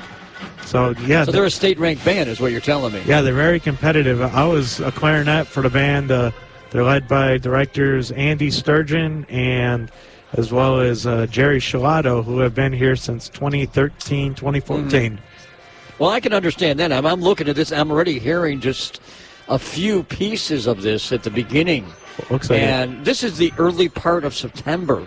So they've only been together, I would say, for maybe a month. Well, working together. It sounds pretty good already. You know, Rusty, that 1 week during dead period of football, they had band camp Monday through Friday, from 12 to 9, 5 days a week. And band's a class at Mundelein, so half the band meets one period, half the band meets another period, and then to get those two halves together, since Mundelein switched from block schedule to an 8-period schedule in the 2017-2018 school year, Andy Sturgeon and Jerry Shutout do a nightly practice to get the whole band together. So looks like they got new uniforms. They used to have more of a gray uniform. Now it looks like they have a white uniform.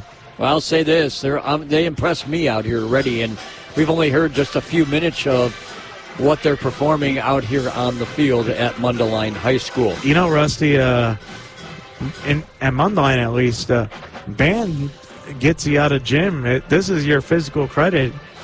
Think about it, lugging an instrument around, moving at integral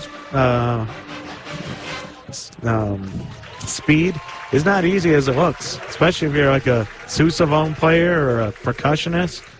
Maybe if you have the flu, it's not as bad. But Well, let's talk about the first half, what we saw here on the field. 7-0 Mustangs with the lead. Not a dominating performance, but I think they've gotten the job done to take the lead. Zion Benton on their opening drive did get down to the red zone. They stubbed their foot with 5 penalties and really kept themselves away from scoring a touchdown. Then you got the Mustangs taking the ball over at the 20-yard line. They went 80 yards in about 13 plays, methodically worked themselves down the field without a pass. And they grinded out. They worked it out to make something work. Finally, McNally, I should say, went in from a yard out. Took a little bit of doing to get there, but he finally went in on a quarterback sneak. And with Garcia's extra point, that is the only score of the game. You know, Rusty, that's holding up, at least for the moment. You know, Rusty, I hate to play the what-if game, but that makes me wonder, what if that touchdown Zion had on its opening drive that was called back by a penalty would have stood? Well, this would be a whole different game. But like I said earlier, the way Zion is very pass-heavy oriented, that could help them, because passes that are incomplete or, of course, out of bounds stops the clock, which preserves time. But on the flip side, you have a Mundelein team that wants to run, and eat up the clock. So, Well, one thing you could stand out also, the Mundelein defense has been stingy. They've been doing a pretty good job. Hudson is not an easy guy to kind of stop with his quickness. We talk about Zion's very quick, and he gets out of that first tier, out of the backfield, gets into that second level. And Mundelein's been able to find ways to stop and maybe give up that 7, 10-yard run, 12-yard run to Hudson or maybe another back. But throwing the football, O'Malley came up with the interception. That was important. And give credit to the defense for Mundelein. I wouldn't say it's not like the bend, don't break, but they've been able to play pretty smart out there. So they've done a pretty good job to this point defensively. Like I said, Rusty, the interception, I believe, is the 6th or 7th on the year. I gave them the worthy nickname of the no-fly zone defense. That defense had 3 interceptions in the second half versus Grant, 2 last week against Grays Lake North, as well as a pick 6. So ever since Vince DiFrancesco's been here, he does not give up very many points, as he's got a shutout brewing right now. And if this holds up, it'll be the first of the year. And you know, Rusty, if Mundelein wins tonight, this would be the 3rd win in a row against Zion. And to be honest, I can't recall the last time that's happened, 3 in a row. Vince hasn't lost at home once to Zion since he's taken over in 2019. So that's a good question. I can't answer that totally. Pop quiz, Rusty. This is the first time since 2015 that Mundelein's 2-0. If they go 3-0, they'll tie the 2015 team.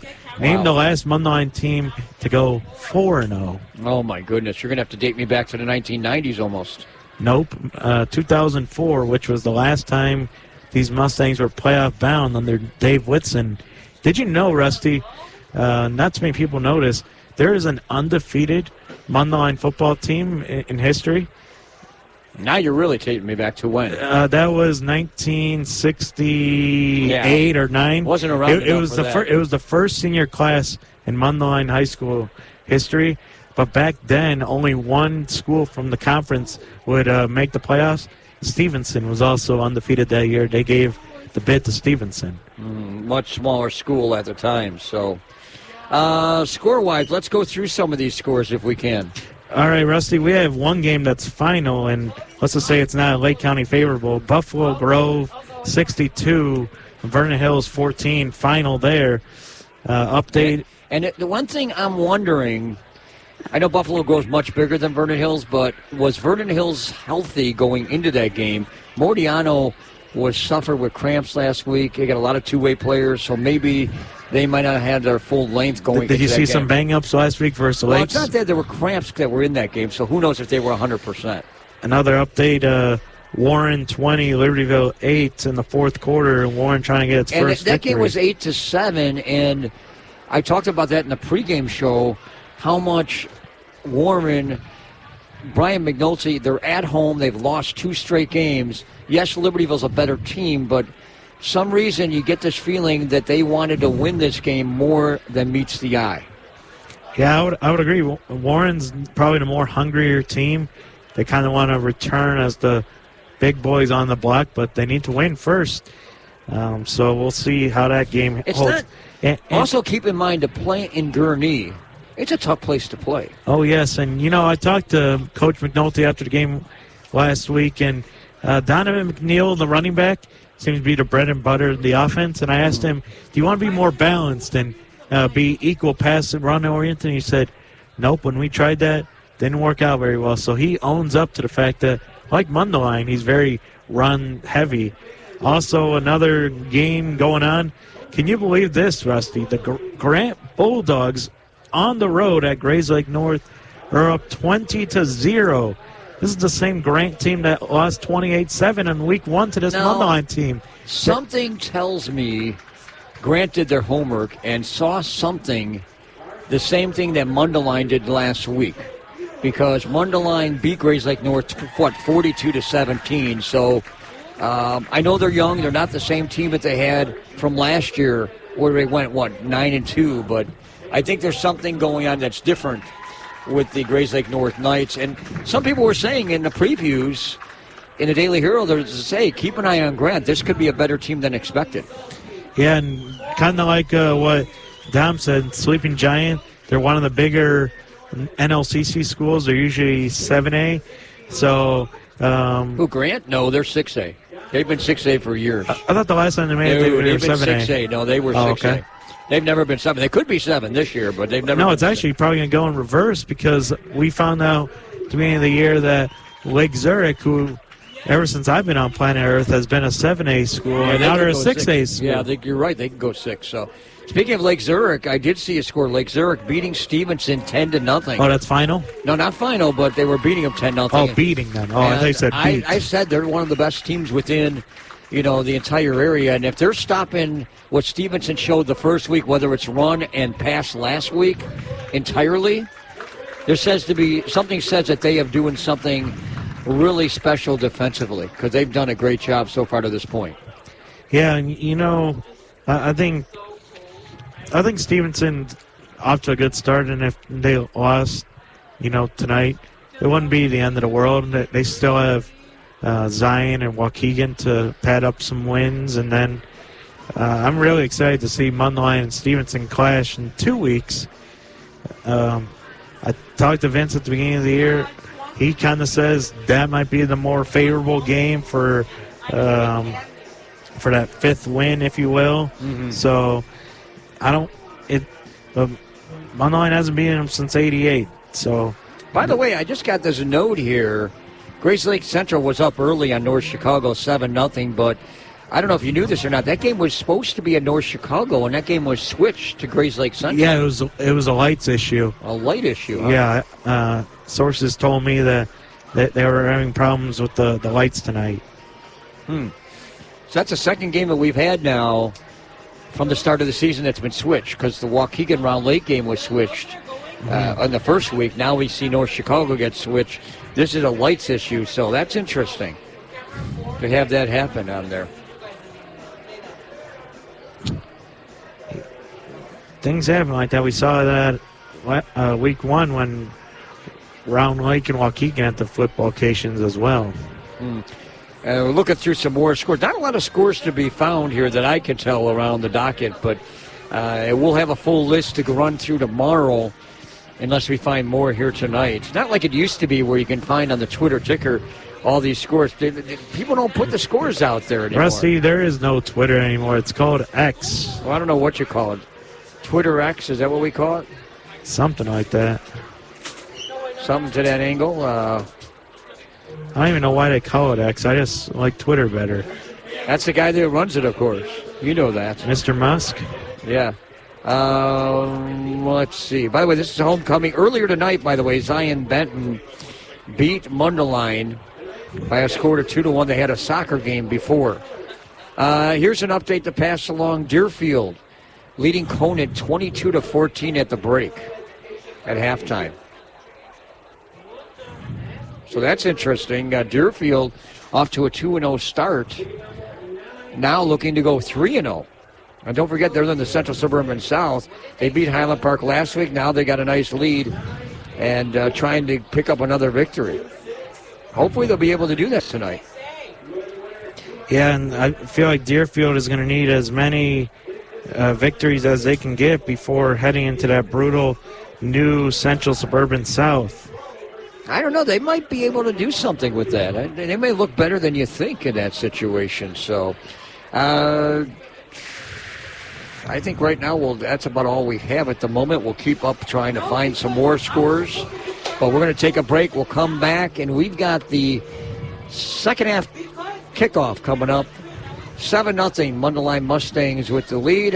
Homecoming here in Mundelein. Carson Beck, Rusty Silber. We're back right after this here on WRLR.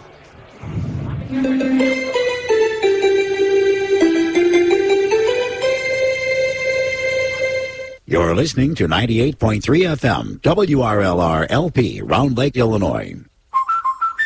You work hard to make sure your family has everything they need. Life insurance from American Family Life Insurance Company can help financially protect your loved ones by replacing a portion of your income if you were to pass away. That means your family will have the help they need to maintain their quality of life and pursue their dreams. Get the peace of mind you deserve by protecting what matters most. Local agent Sylvia Chacon at Sylvia V. Chacon Agency, Inc. can be reached at 847-775-1818. American Family Life Insurance Company, 6000 American Parkway, Madison, Wisconsin.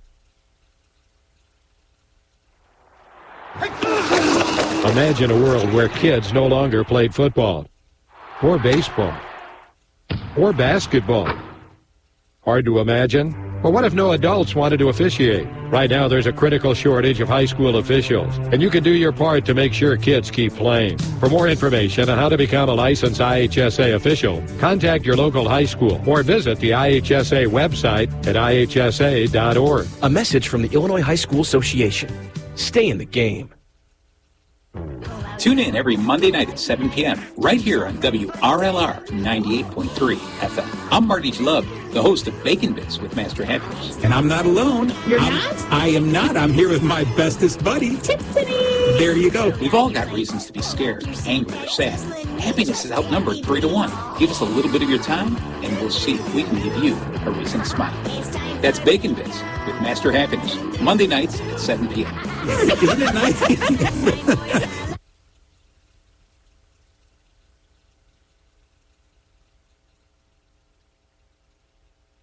If you're talking, they will hear you every single time. Now we're getting killed. Yeah, well, Kyle's not here. How come? Kicked off the team. Didn't Tim tell you? Kyle and some other kids got caught drinking beer in the park a couple of nights ago. Really? Yeah. 0 tolerance. He's out for the season. Come on, it's a first offense, right? That we know of. But why should that matter? He knew not to drink. I've made it clear to Matt that's what we expect from him. What have you said to Tim? Nothing really. You know, a lot of kids try it at this age, so... Yeah, well, a lot of kids don't try it too. I'm not saying that Matt's going to be this perfect kid, but if I don't tell him what we expect and why he shouldn't drink, how's he going to know? You think kids that age really listen? They never admit it, Bill, but they hear more than you think. Talk. They hear you. For more information about talking with kids about underage drinking, visit underagedrinking.samhsa.gov. More and more these days, it feels like sports are losing out to hype. Who dissed who? Who signed the fattest contract? Who got busted for cheating? Lost 2 is the unique capacity sports have to inspire us, to unite us. Well, great news, sports fans. Sports are still being played for the right reasons. They're still as entertaining as they are character building. You just have to know where to find it. And you only have to look as far as your local Illinois high school. You know, the place where the games are exciting, concessions are affordable, and the parking is free. Where the emphasis is on hustle and heart instead of hype. If you prefer real, honest-to-goodness sport played for all the right reasons, you'll find it at your hometown high school. High school sports. Games are being played this weekend at an Illinois high school near you. Okay, everybody, who's in? This message presented by the Illinois High School Association and the Illinois Athletic Directors Association. The law firm of O'Keefe, Lewis, and Bruno PC is proud to sponsor another season of high school sports on WRLR. Lake County has a rich tradition of high school sports, which WRLR broadcasts and streams to the entire community. If you are thinking of buying or selling a home or business, or have a question on how COVID affects your home or business, O'Keefe, Lewis, and Bruno can help you. Their number is 847-675-4790.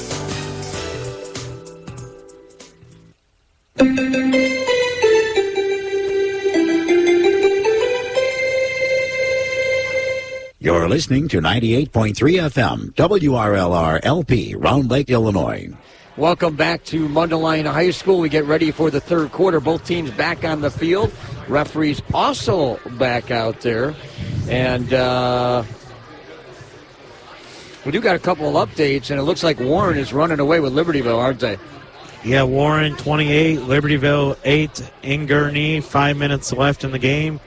Over at Stevenson High School, an upset's a brewing. Stevenson 10, Lake Zurich 7, 2 minutes left to go in the third. And then at halftime, Lake Forest is up on Waukegan, 35-6 there. So Lake Forest trying to be another unbeaten team in Lake County. Also an update. Ooh, Lake Forest, they lost to Carmel last week. They'd be unbeaten in the North Suburban, yes. Oh, yeah, that's right. Update in Grades Lake North. The Knights are on the board. Grant 20, Grades Lake North 6. Right now, Wakanda is up in the fourth quarter over Round Lake 49-0. Well, we got an update at halftime. Carmel up on DePaul College Prep, 39-0.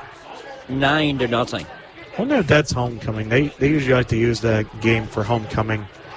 Doesn't surprise me that they're ahead in that game, and I knew they'd have a good game here. I couldn't tell you the last time Carmel's been 3-0. It's been a while. It's happened before. So, but you're right. It's been a few years since they've done it. Here we go. Start of the third quarter coming up. Zion Benton will kick things off. And this one kicked a line drive near side, taken at the 18-yard line. Running room to the 20, 25, 30 hit, and taken down at the 34-yard line. Trey Thompson on the return for the Mustangs. 19-yard return. You'll see him as a wide receiver and a defensive back. And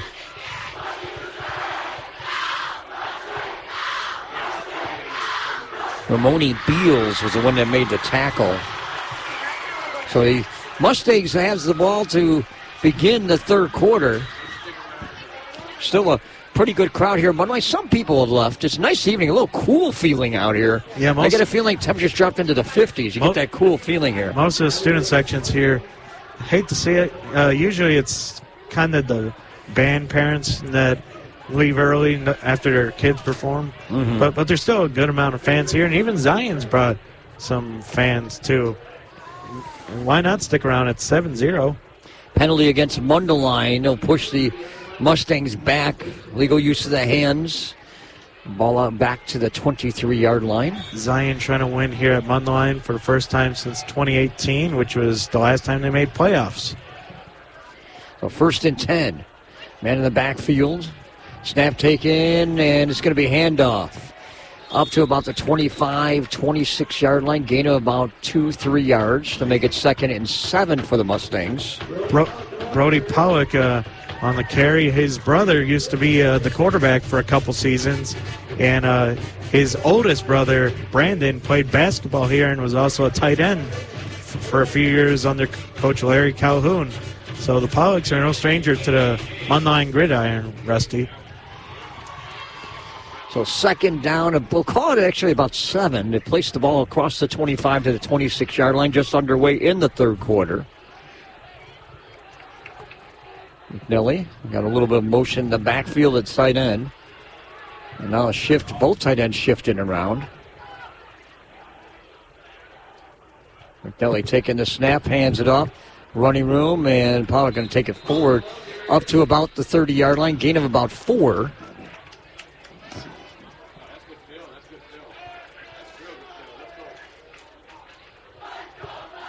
So this will make it a 3rd down and 3. Yeah, they need to get to about the 33-yard line.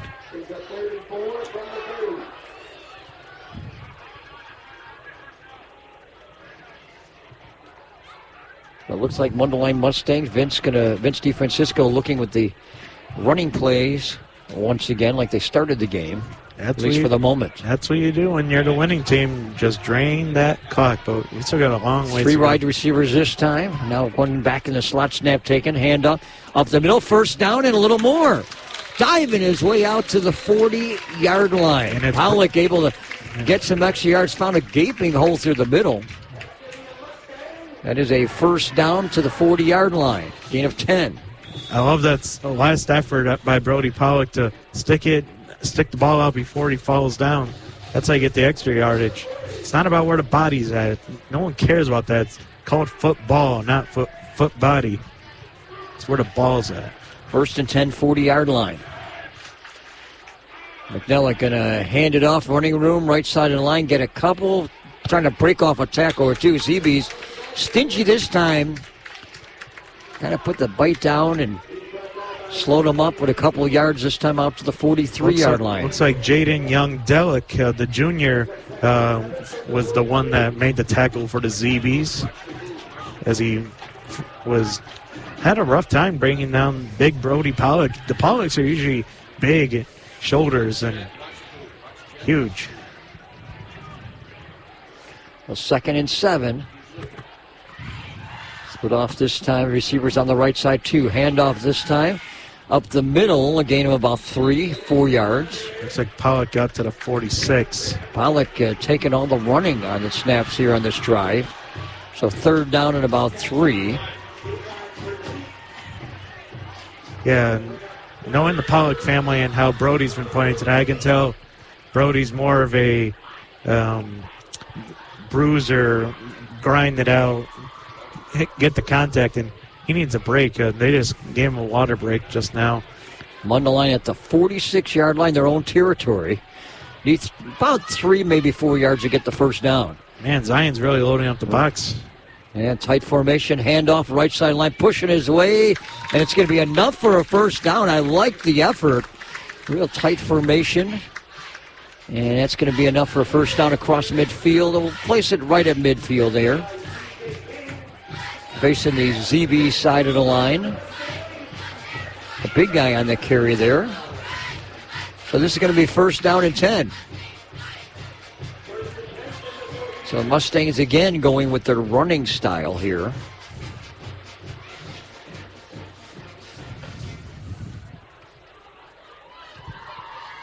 By the way, the Mustangs next week will be taking on Waukegan.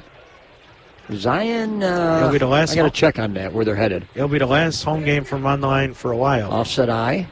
Snap taken, handoff, and nowhere to go this time. Zee Bees get it. Now we got some pulling here away from the ball. A couple players that are going against one another. No flags. You know, Mr. Rusty, you wanted to know where Zion was at next week. Yes. They'll be hosting the Lake Zurich Bears. Oh. All right. Usually a bear stomps a Zee Bee. Usually, Rusty. I do know Warren gets Stevenson next week, so a win here for Warren tonight, which looks to be they're going to get their first. So does that mean by process of elimination, Lake Forest is probably playing Steven? No. Libertyville. That can make sense. Lake Forest is Libertyville. That's our game next week at Libertyville on Thursday night. Should be fun. Couple receivers to the left, one to the right. Handoff this time off the end. Running room. Across the 47, diving his way. Got tripped up quickly to about the 46-yard line. Manny Rogalski on the carry for the Mustangs.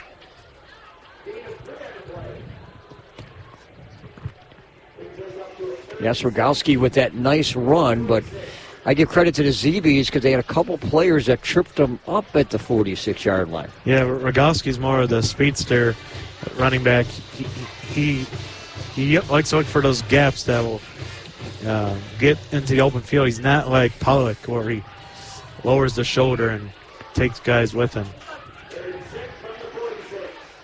So to make it 3rd and 6 here. Snap taken. And this is going to be a handoff. Only a couple of yards. I didn't think that play was going to work. 47-yard line. And get a couple of yards. Haddad. This is what they call no man's land, Rusty. It's too long for a field goal, as we saw the miss earlier, and a little too short for a punt unless you... Well, this ball's at the 42-yard line. You're thinking someone's going to kick a 60-yarder. They can't even do that in the NFL too often. Yeah, they can. Tell it to Justin Tucker. 63 yards. He has the record. Not many can kick it that far. And it looks like Mundelein's going to punt here and rely on their defense. Vince is not going to take chances in this one. And it looks like for the Mustangs, Maddox Hermastroff will be the punter for Mundelein. Ooh, a Mustang. Oh, never mind.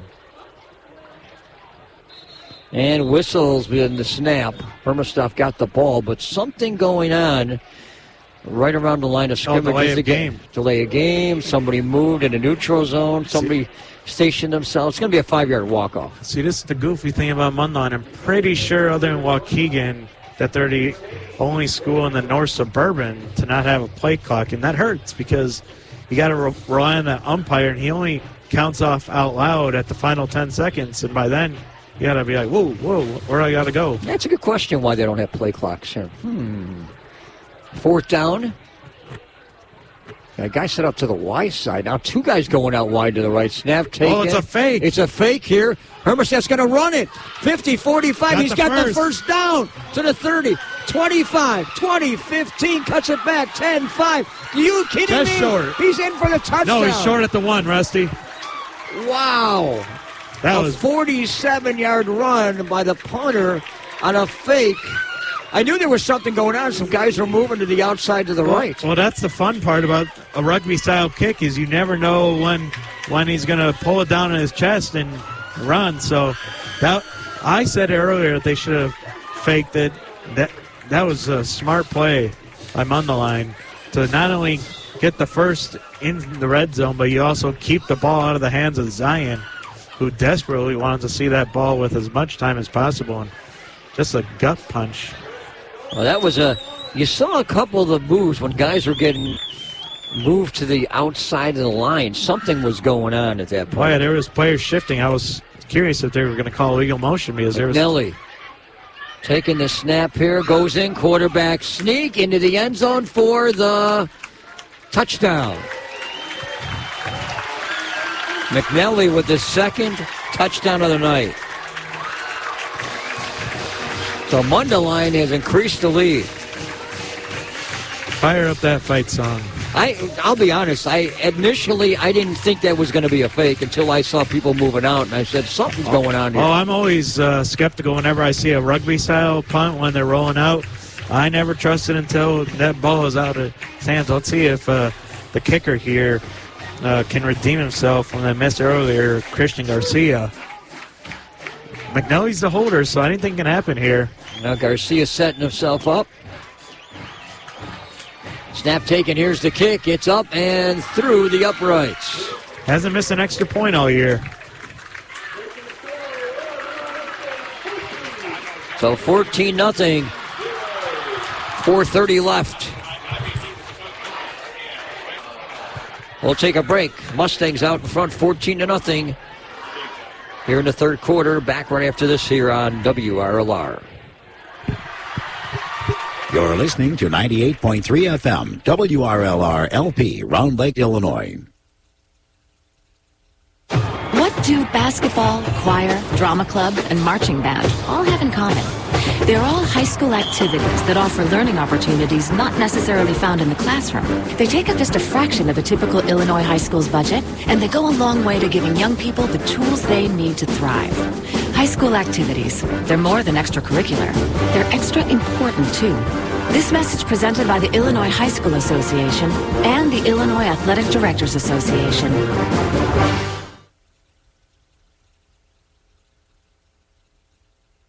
You're listening to 98.3 FM, WRLR LP, Round Lake, Illinois. We're back here at Mundelein High School. 47-yard run here for Hermannstadt. And then the 1-yard run for McNally. Mundelein with the extra point by Garcia, and it's 14-0 with 4:30 left in the third. I don't know if it's him wearing that number 12, but those QB sneaks, I can't help but see a little Tom Brady in those QB sneaks. High kick coming to the near side, taken at the 24-yard line. A little bit of running room. Across the 30, 35, trying to shake a tackle. Brought down at the 35. About 13-yard return for the Zee Bees. You know, Rusty, I'm a little surprised that Ramoni Beals didn't let it go out of bounds for Zion. It was awfully close to the sideline. I was surprised he didn't let it go out. That's what I mean. Yeah, it was closer to the sideline. If he lets it go out, you're putting the ball at the 35 or 40-yard line. Problem is, if you let it hop a second, then Mundelein can recover it, and it looks like there's a penalty down.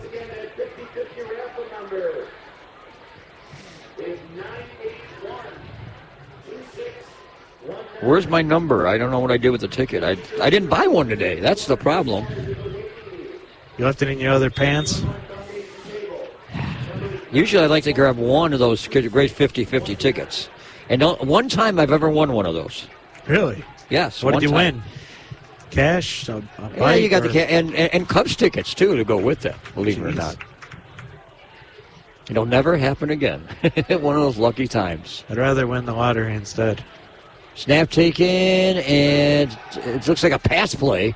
Rush coming on, but he gets it over the middle, and he's got his man across the 45, 50, 40, 30, and down to about the 26-yard line. An impressive play here. Did you see those cuts that Jeffrey James was making? There's a flag back at the 38-yard line.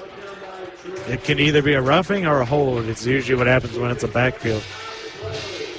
That was a 34-yard run.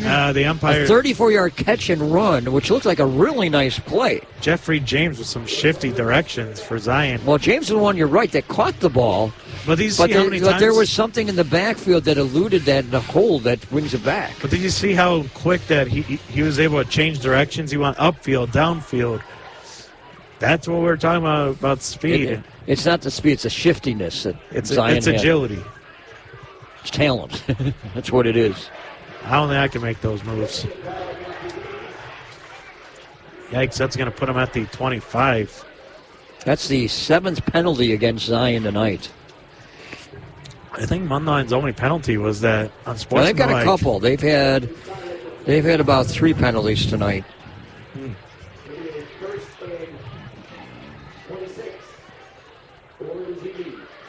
Yikes, they got to go about 17 yards.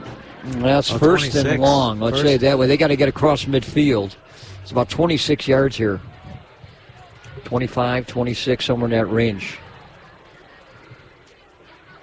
Snap taken. Looking, rolling right. Has a little bit of time. Now he's going to throw it down the sideline, up in the air. Is it caught? And I think it might have been. I hate to say that was kind of like one of those quails lofted up there. Got about 10 to 15 yards back. And on the reception was Damian Johnson, a sophomore. Gets about to the original line of scrimmage. That was like the first time I seen Mundelein play zone defense all night. They were dropping back, staying in their positions. And that's what happens when a player runs upfield but then comes back towards the ball. That really messes with the zone defense. 14-yard pickup, ball up to the 40-yard line. Zion with a 2nd and 11 here. He ran his route, and then he came back towards his quarterback. Hudson snap, low one. Look out, rush coming on, and he threw the ball away. That could be intentional grounding because the ball never made it back to the line of scrimmage. He got tackled by one of the Mustangs right up in front, which was a great rush right through the middle. Yeah, that was Christian Garcia with the rush for Mundelein, who's also been kicking the ball. But surprisingly, no intentional grounding. It didn't look like the ball made it to the line of scrimmage. Whether he wasn't down or not, the official didn't believe so. But he could give him effort for getting rid of the ball. That was the important thing. So now you got 3rd and 11. Somebody for the Zee Bees did not pick him up. That's for sure. So big 3rd down play here for the Zee Bees. 2 receivers to the left, 1 to the right. Make it 2 to the right. Snap taken. Hudson, look out. Here comes the pressure. He's going to jump in the pocket. He's going to race for the first down. He's going to get hit. Not going to make it. Got trapped and dropped down well short of it by about 5 or 6 yards. Got through that first layer on the line of scrimmage and then tried to make that cut and just couldn't get there. Yeah, the problem was there was too many Mustangs waiting for him there. And again, those QB runs are actually pretty... that hurts a zone defense because everyone's dropping back in coverage and that leaves a lot of open field for a quarterback to run. But on the flip side, you probably won't get the first because that's where the defensive players dropped in coverage. They don't want pass the sticks. Damian Johnson will punt for the Zee Bees back at about his 33-yard line.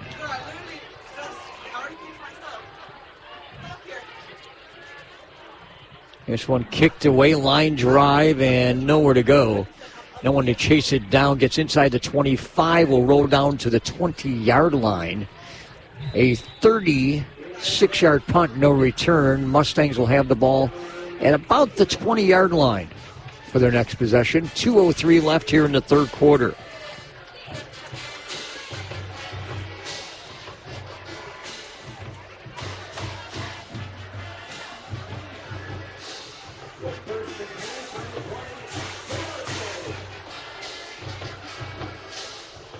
By the way, the Lake Zurich Bears have just taken over the lead on Stevenson 14-10.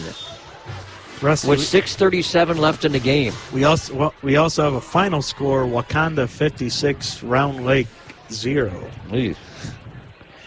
That was kind of a mismatch going in, I hate to say. Ran up 34-6 with 1 minute left in the game over Rays Lake North. And this is going to be a handoff and going forward a few yards up to about the 23-yard line. Also over in Antioch, the Seacoi's up 48-6 over Lakes right now. Wow. Really? It's that much, huh? Yeah, with 6 minutes left to go in the game. That's always a good rivalry, but Antioch has really come on strong this year with scoring. Yeah, Lakes hasn't won a game since the pandemic against Antioch. So. Oh, yeah, you got me going on that one. Handoff here will be enough to, not to get the change, but about 7-8 yards up to about the 37. Updating Gurney, the Warren Pollock on the carry. Warren Blue Devils up 28-8 over Libertyville right now with 5 minutes left. Lake Forest up 38-6 here in the third. Right now, Mustangs with a 14-0 lead. Final minute of the third quarter. Clock rolling. We've got a 3rd and 3 here. Pollock in the backfield. 2 receivers right, 1 to the left. Now a little bit of shift. We get one of the tight ends in tight. Back to throw. Rush coming on. A little pass over the middle to the right side of the secondary, and I think it's going to be caught. Yes, it is. What a catch by Braden Carmen on the Carmen with the catch. He falls to the ground, stops the play, first down to the 34-yard line. I think that's the first time we've given Carmen some love today. That's the first reception of the day, too, for McNally. The clock is just going to run. Is that really the first completed pass? Yeah, I believe so. I'm thinking that right now. I knew Mundelein was run heavy, but I didn't think it would be last play of the third run heavy. Yeah, the first completed pass that I have. Oh, okay. For 7 yards. He's got a lot of weapons to go to. Pollock and now that gentleman there and Sudan. McNally's got some wheels. All right, clock winding down, and we end the third quarter. 14-0 Mundelein out in front. Back right after this with the fourth quarter right here on WRLR. You're listening to 98.3 FM, WRLR LP, Round Lake, Illinois. You work hard to make sure your family has everything they need. Life insurance from American Family Life Insurance Company can help financially protect your loved ones by replacing a portion of your income if you were to pass away. That means your family will have the help they need to maintain their quality of life and pursue their dreams. Get the peace of mind you deserve by protecting what matters most. Local agent Sylvia Chacon at Sylvia V. Chacon Agency, Inc. can be reached at 847-775-1818. American Family Life Insurance Company, 6000 American Parkway, Madison, Wisconsin. You're listening to 98.3 FM, WRLR LP, Round Lake, Illinois. Back for the start of the fourth quarter. Mundelein, now headed east to west, has the light breeze to go with them as we start the final 12 minutes. Rusty Deerfield up 42-26 over running play handoff. Pollock shakes a tackle and goes forward and goes up about 4 yards to the 38-yard line. As I was saying, Deerfield is up 42-26 with 10 minutes left to go over Conant. So the Deerfield Warriors trying to go be up 3-0 as that's that mid-suburban crossover. So I'm trying to think who they had next week. Is it Rolling Meadows they get? I'm trying to think who they have, which is going to be an easier game than what they have tonight. And it's at home, too, for that matter. And I see Warren has beaten Libertyville tonight by a score of 28-8. So anybody thought that Warren wasn't going to win at home didn't surprise me on this one. Second down, 6. Handoff here, right side. And boy, the Zee Bees broke this play down quickly. Not much room there at all. Maybe back to line of scrimmage. That's all. And Pollock couldn't get much on it. They moved it up to about the 38. By the way, Rusty, a final update here. Highland Park 42, Rolling Meadows 35. So Highland Park 1-1. What was that final? Excuse me, 2-1. 42-35. Highland Park will get Conan next week on the road. Yeah, I'm a little surprised on that score because Rolling Meadows is not like the Rolling Meadows of old, to be honest. A different team this year. They've been struggling. Here we go here, 3rd down and 6. Pass play here. McDonald going to pass to the near side. Got him in. Was he able to hold on? No, he was falling down to the ground. I thought he had enough to catch it, but he didn't. In and out of the hands of Kennelly. It's going to be 4th down. He had the feet portion, but he juggled it and then couldn't pull it into his chest. It was right there in his breadbasket. He was just kind of, I got it, but he was looking to get into the sideline. He couldn't kind of reel it in. This is a golden opportunity if you're Zion. Clock stopped, and they're going to get the ball back. Well, let's see what Mundelein does here on this 4th down. They're at their own 38-yard line. Herman staff will come out and attempt to kick this one away. They got the slight breeze with them.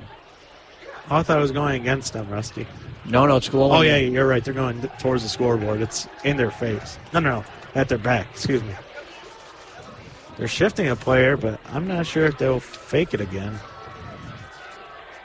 Beals back to take it. A very kick away, and it's not going to go anywhere too far. It's a kind of a missed kick, and Hermerstaff not happy. He's got his hands on his helmet. And the ball kind of rattled around. Didn't hit anybody, but wait a minute. One of the Mustangs says it hit a Zee Bee player. I see some pointing, but I don't know if any of the judges or the referees saying something. They're talking about this. The ball was a low kick that didn't go that far to the 50-yard line. Yeah. It only went about 12 yards, but I don't think it touched any of the Zee Bees. Yeah, I didn't think it's one of those things where they say, watch out, here comes the ball, watch out. Yeah, usually coaches yell poison, which means get away. That's a good one, you're right. Unless you want to touch poison. Do you like touching poison, Rusty? No. That's why when you're in the forest, you stay away from like poison ivy. You don't want to touch that. Because it kind of hangs with you for a while. Ooh. Itchy. Yeah, no kidding. All right, Zee Bees with the ball here. Midfield. Shorten field. See what happens here. Hudson. Short drop to turn, spins, going to fire the ball left side, got a receiver. Nope, didn't get it in his hands. I thought he was close to getting a foot in bounds, but he couldn't hold on to it. Man, in and out of his hands over there to Jaden Young-Delk. If he would have caught that, he would have been right at the 1st down marker, and he probably would have ran out of bounds to stop the clock. One thing I'll say, I'm looking up and down this roster. I see a lot of juniors, a few seniors, and a few sophomores. So it's a very young Zion Benton team. Yeah, Rusty, unfortunately, we haven't seen the Zion offense really kicking in the gear since that opening drive. Mundelein being stingy with an interception. And 10:05 left in the 4th quarter, in case you wanted to know. 3 receivers right, 1 to the left. Hudson, shotgun, snap taken, rolling back. Rush coming on, eludes one, steps up across the line of scrimmage, breaks a tackle down the sideline, 40 and out of bounds, about the 36. That will be enough for a 1st down. He's got some elusive speed there. Got around the 30-yard line, and he got out of bounds, which helps him clockwise. Now the 36-yard line is where he stepped out. He wanted the 30, but the referee marked the 36-yard line. That's where he is. Mm-hmm. But he got out of bounds, so that stops the clock. So right now, Zee Bees on the move, starting this drive from the midfield. Trying to keep themselves alive in the game, down 14-0. Field goal does you no good if you get closer. You need a touchdown. Offset eye here. Hudson underneath center. Snap taken, rush coming on. And look out, pressure in the middle, and he's got to dive forward. He stumbled, and then he lost the ball at the end. Well, I think he hit the ground. Yeah, they said he's down. Yeah. I think he hit the ground and lost the ball, but there were 3 Mustangs that were able to put pressure on him. I thought he was going to escape again and run up the middle because 5 Mustangs were dropping back in zone defense. So 3 Mustangs, and I caught one of them, believe it or not, and one of them that led the way to get in the backfield was Andrew Barrick. But there were 3 of them that got back there. I thought Barrick was going to be the one that was going to either stumble him or bring him down from behind it, sort of a blindside hit. But again, mobile quarterbacks love zone defenses because they give a lot of cushion and open field. 3 receivers right, 1 left, snap taken. Hudson, here comes blitz again. Up the middle. Eludes 1. He's going to run to the left side and get hit by 2 Mustangs at about the 33-yard line. It looks like gained 7. Looks like Jake Junia, the linebacker, came up with the tackle near the Zion sideline for Mundelein, the linebacker and running back. So now a 3rd and 6 situation. Clock moving at about 8:33 and going. Oh, it's a Zion timeout, and they could use that later in the game, but... Well, 8:32 left in the 4th. We'll take a timeout, too. Just like Zion, back right after this. 14-0 Mundelein with the lead over Zion right here on WRLR. You're listening to 98.3 FM, WRLR LP, Round Lake, Illinois. Tune in every Monday night at 7 p.m. right here on WRLR 98.3 FM. I'm Marty Love, the host of Bacon Bits with Master Happiness. And I'm not alone. You're not? I am not. I'm here with my bestest buddy, Tiffany. There you go. We've all got reasons to be scared, angry, or sad. Happiness is outnumbered 3-1. Give us a little bit of your time, and we'll see if we can give you a reason to smile. That's Bacon Bits with Master Happiness, Monday nights at 7 p.m. Isn't it nice? You're listening to 98.3 FM, WRLR LP, Round Lake, Illinois. Back here in Mundelein, Mustangs with a 14-0 lead. Just a reminder, we'll have the Sports Corner tomorrow morning, 8 to 10 o'clock, right here on WRLR. We'll be doing our football preview in the NFL. We'll be doing the high school recap after 9 o'clock, college segment, somewhere in that second half hour, once we get done with the NFL preview, by the way. We all know. Here we go. 3rd down and long. Pressure again. A little short screen. That was not a strong pass there by Hudson. Kind of went in between the receivers and a couple of players. That could have been almost picked off the way that was just kind of thrown in there. We have a couple final scores, Rusty. Antioch wins 48-6. They remain undefeated. Lakes remains winless. And you're listening to 98.3 FM, WRLR LP, Round Lake, Illinois. I know this channel. I know. But and Grant wins on the road at Grays Lake North 34-6. Wow. So that surprises me there.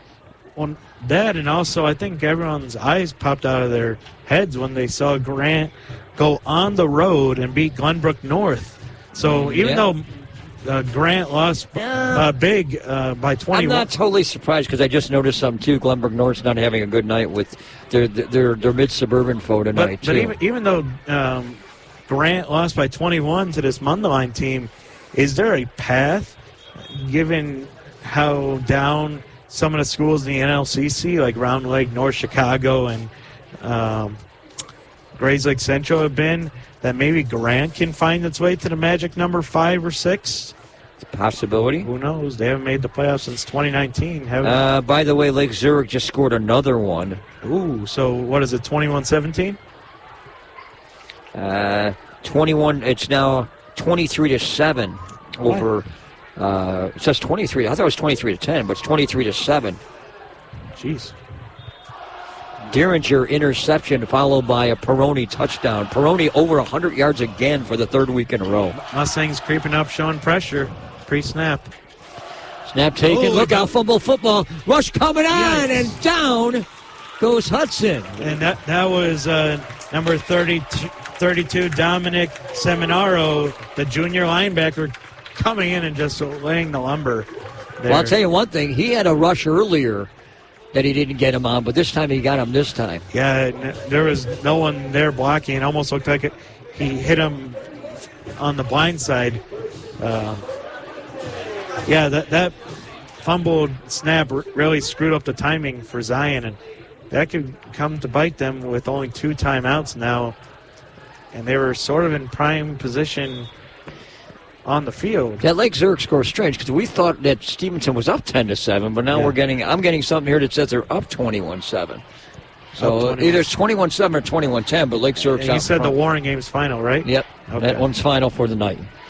So Warren. 8:21 left here. Mustangs with the football. It's going to be a handoff and a gain of about 3-4 yards to Pollock again. Gain of 5, and Mundelein's just going to be methodical and run the football like they've done for most of the night. They've only passed the ball 3 times. 4 times? 3 times? 4 times, I think it is.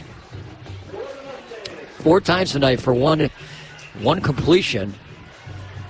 By the way, we'll pick a player of the game when this is over. Can we just give it to the whole defense? I think they win, Rusty. No, you're not going to believe where my idea is going tonight. Mr. McNally? No.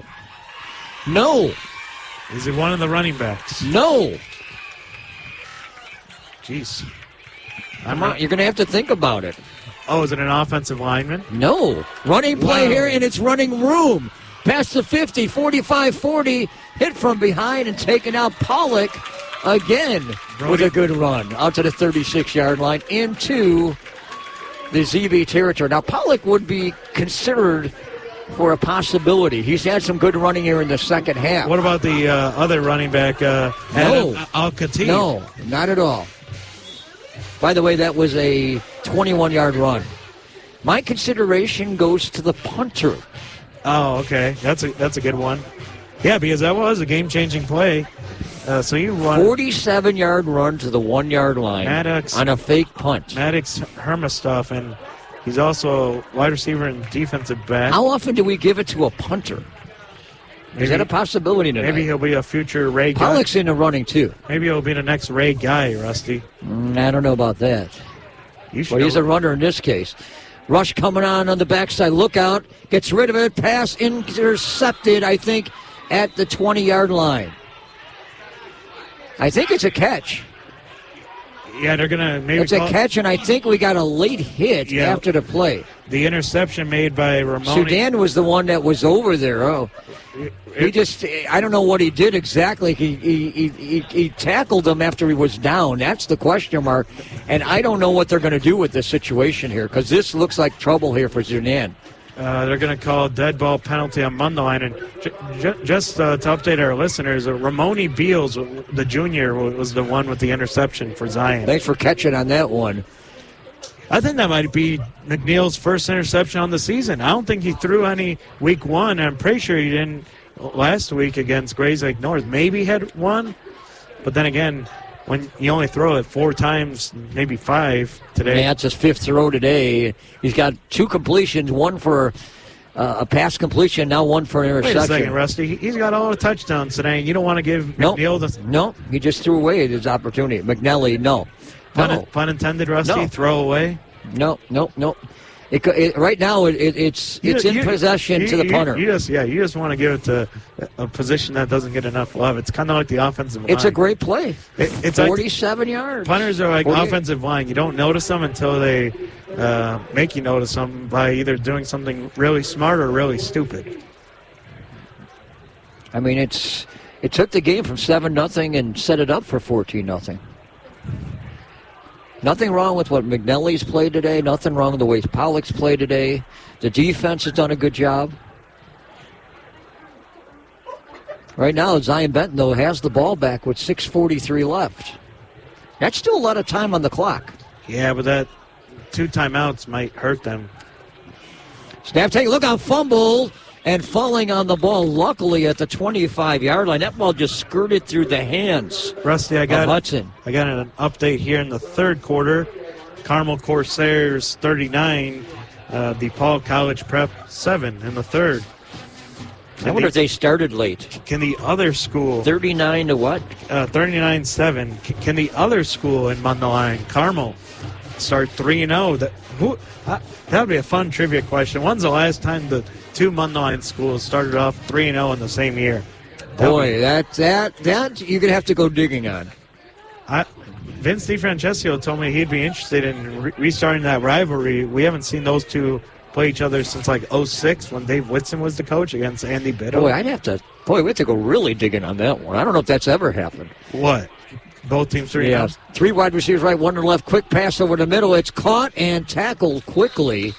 About a 6-7 yard catch over there. That was Mr. Jeffrey James on the catch. Yep, James is the one. Still short. Yeah, he only picked up about 7-8 yards. Clock continues to roll here at the 31-yard line. Didn't even get to the original line of scrimmage. Got a few yards back, but not much. You're saying 3rd and 20, and you only have 5:20 left. You got to be doing no huddle. Actually, it's 3rd and about 14 to be exact at the 31-yard line. Got to get to the 45. 3 receivers right side, 1 left. 1 guy in the backfield. Hudson with the snap, gets the ball this time. He's going to run it himself up the middle. Looking for room, cuts it back to the outside, and 3 Mustangs corral him and bring him down about the 29-yard line. 2-yard loss, and that'll be about 4th and 16 at the 29-yard line. So, you know, Rusty, you see Mundelein pre-snap always loading the box. 3 Mustangs did a heck of a job to come in there to make that tackle because the elusive nature of Hudson. We've been talking about it all night. Well, he's got good movement right, left, this way, that way. And sometimes if you don't get that opportunity to grab onto him, he's going to get away. Well, I think we've seen that all night. Mundelein's always had like 3 players finishing the play. It's not usually been a solo effort. But like I said, the quarterback likes to take advantage when the defense drops in zone because there's wide open field in front of him. Maybe you need a quarterback spy. That's what I would do.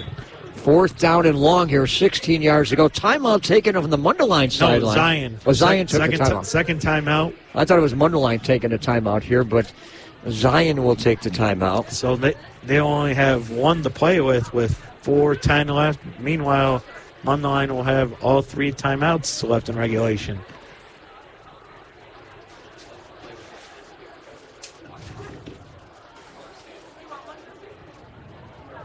Vince DiFrancesco still hasn't lost a game to Zion here at this stadium. Trying to keep that streak going. All right, Michelle, one of the new girls is going down to camera 2. It's New Josie, our number 3. Luke Altmaier, a 77-yard touchdown run for the Illini. What's the score there? The longest one from scrimmage. Since Gilberry at Chicago back in 1932. Ooh, Illini making it a game, 9-point game. You hear this? That's the longest run from scrimmage since 1932. 9-point game with 3 minutes left. Wow. Illinois making it a game. That's 90 years ago. So you were about 21 then, right, Rusty? Having your first beer? It's going back to beyond Red Grange. He won the Heisman, right, for Illinois, didn't he? Yeah. Okay, that's what I thought. Maybe if you ask that question to Frank or Rob, they won't even know who Red Grange was. So 4-minute mark here. Back to throw. Rushdie lost the ball, and he gets it back. Lost the ball again. It's picked up. And Mundelein's got the football inside the 5. Recovered by Jake Jania, the linebacker. Oh, a flag now. I hope it's not. Well, I don't know if he threw the ball back or something happened extra. Might be some. But Hudson got, he lost the ball initially on the snap, picked it up. He got wrapped up, but then did he throw the ball? Well, yeah, Rusty. That's the question mark, but then Mundelein gets the ball. So does the ball get on the recovered, or is it where the point of where he threw the ball? Well, Adam Bagensky was the one showing the pressure for Mundelein, and then, as I mentioned, Jake. Well, it is a fumble, but this will be against Mundelein.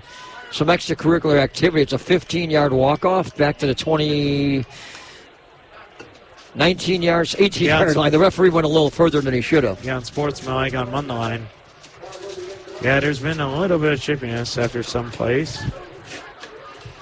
By the way, Maine South is beating Palatine tonight, 14-0. Palatine beat Barrington last week. Yeah, but I saw. Not Barrington. I mean, Palatine has been a strong team out of the gate. Yeah, but Maine South had some kids that knew how to lay down the hits. against Warren last week. And they were playing with a backup quarterback. Yeah, something tells me Maine South and Loyola will be in the mix with Lincoln Way East before the year's out in 8A. I can see that. And Brother Rice, too. Yeah, Brother Rice beat Maine South. Yeah, but that's when they lost their quarterback. I don't see that happening again. Handoff here and hit and dropped in the backfield. That is one of the best defensive plays for Zion all night. That was Kareem Adams who got into the secondary for Zion. Yeah, Powlick tried to make a run up the middle, and Adams did a good job. Yeah. 3:40 left. Tell you, that was a good defensive play on Zion Benton's part. That's what you want, someone who can seal things up when you get a running back that's going through the middle like that. He's a good assignment, and he was smart to handle that.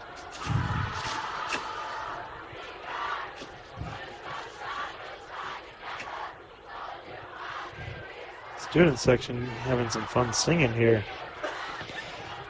All right, 3 minutes and counting, and Mundelein going for win number 3 tonight. And this is a handoff off the left side of the line. Running room, 10-5, touchdown. Mustangs add their third touchdown of the night. And it's the man who recovered the fumble that set up this drive, Jake Jania.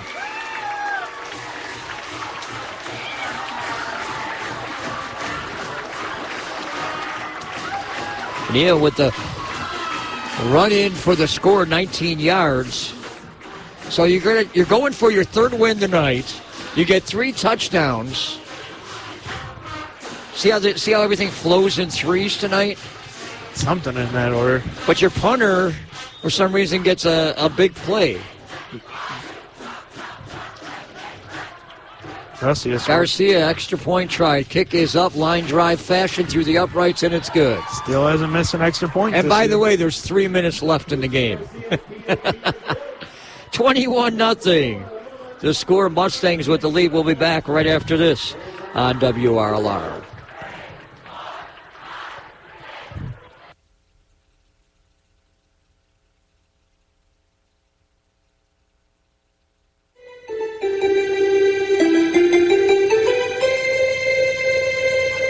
You're listening to 98.3 FM, WRLR LP, Round Lake, Illinois. The law firm of O'Keefe, Lewis, and Bruno PC is proud to sponsor another season of high school sports on WRLR. Lake County has a rich tradition of high school sports, which WRLR broadcasts and streams to the entire community. If you are thinking of buying or selling a home or business, or have a question on how COVID affects your home or business, O'Keefe, Lewis, and Bruno can help you. Their number is 847-675-4790.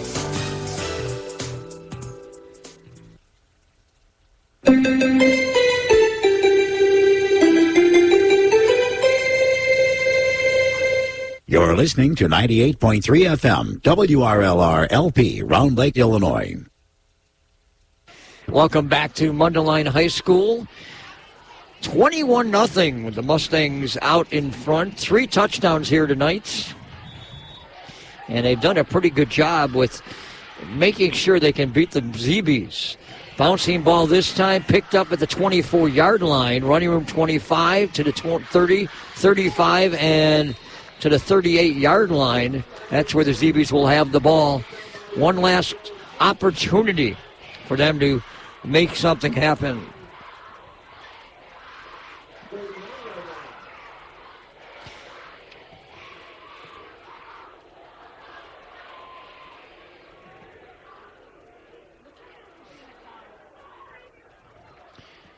So ball is at the 39-yard line, 2:53 to go. Mundelein looking for win number 3 here tonight. And they'll be at Waukegan next week, a chance to get number 4. Then the big question as we started tonight is, where do they get win number 5?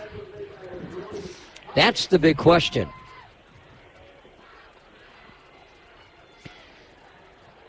And if anybody can answer that for me, please let me know. This is going to be a handoff. Zion Benton goes off to the left side here, a gain of about 2 or 3 yards. Different ball carrier this time. Looks like French is the one that actually carried it.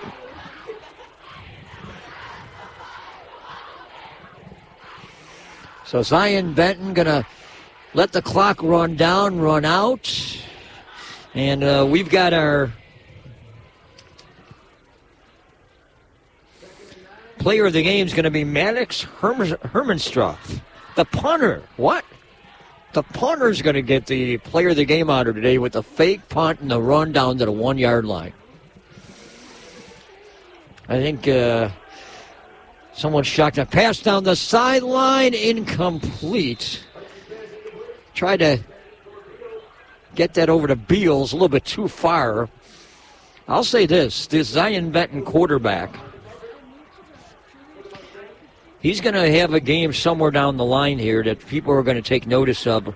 Ramar Hudson can throw the football. He's elusive in the backfield. This is a very young Zion Benton team. And once they put everything together, it's going to be something for them. They're going to find a way to a couple victories this year.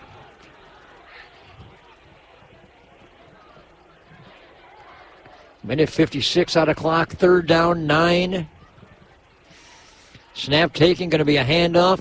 French getting some room up the middle, about 6-7 yards to the 47-yard line.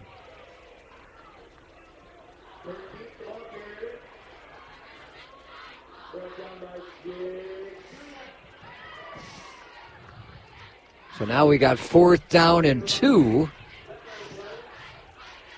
I was saying something earlier about Mundelein finding a 5th victory. Who? That's the question mark. I don't think they can beat a Lake Zurich. I don't know about Warren. They had life tonight with the win. But who else? Lake Forest? Libertyville? Stevenson? Snap taken, handoff, and nope, I don't think you can get the first down.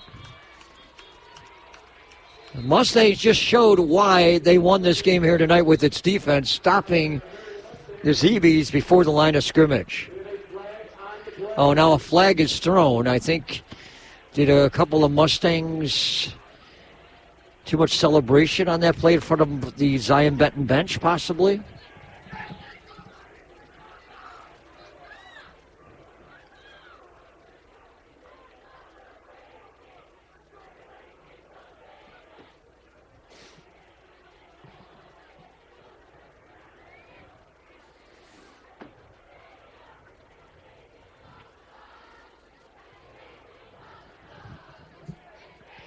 By the way, I just got notice that there's a nickname for Hermanstrath. They call him Mad Max, and he definitely earned the honor tonight for our player of the game.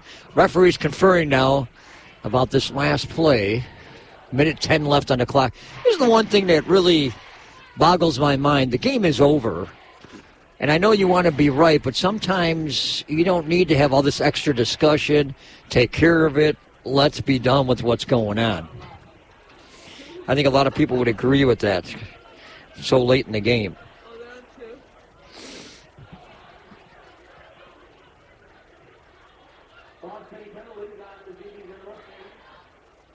Trying to find the final score of the Lake Forest-Stevenson game. It looked like Lake Forest had built a big lead, 21-7.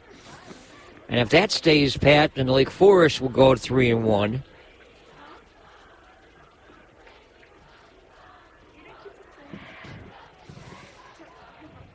And Lake Zurich, by the way, Stevenson will play Warren next week. Lake Zurich will take on Zion. Something tells me there's a down-the-road game matchup with Warren and Lake Zurich in Week 7 that's going to have a lot of meaning. And that's at Lake Zurich. But keep an eye on some other teams within the North Suburban this year. Stevenson, Libertyville. Clock is starting to move now. And Mundelein is, at the moment, they put the ball down at the 49-yard line. And both teams are actually shaking hands and conferring. They're letting the clock run down. I don't know if they're going to run a play here. Maybe have to run one play. But both teams, good sportsmanship. Right the middle of the field. So clock moving with 45 seconds left. Mundelein Mustangs will move to 3-0. Zion.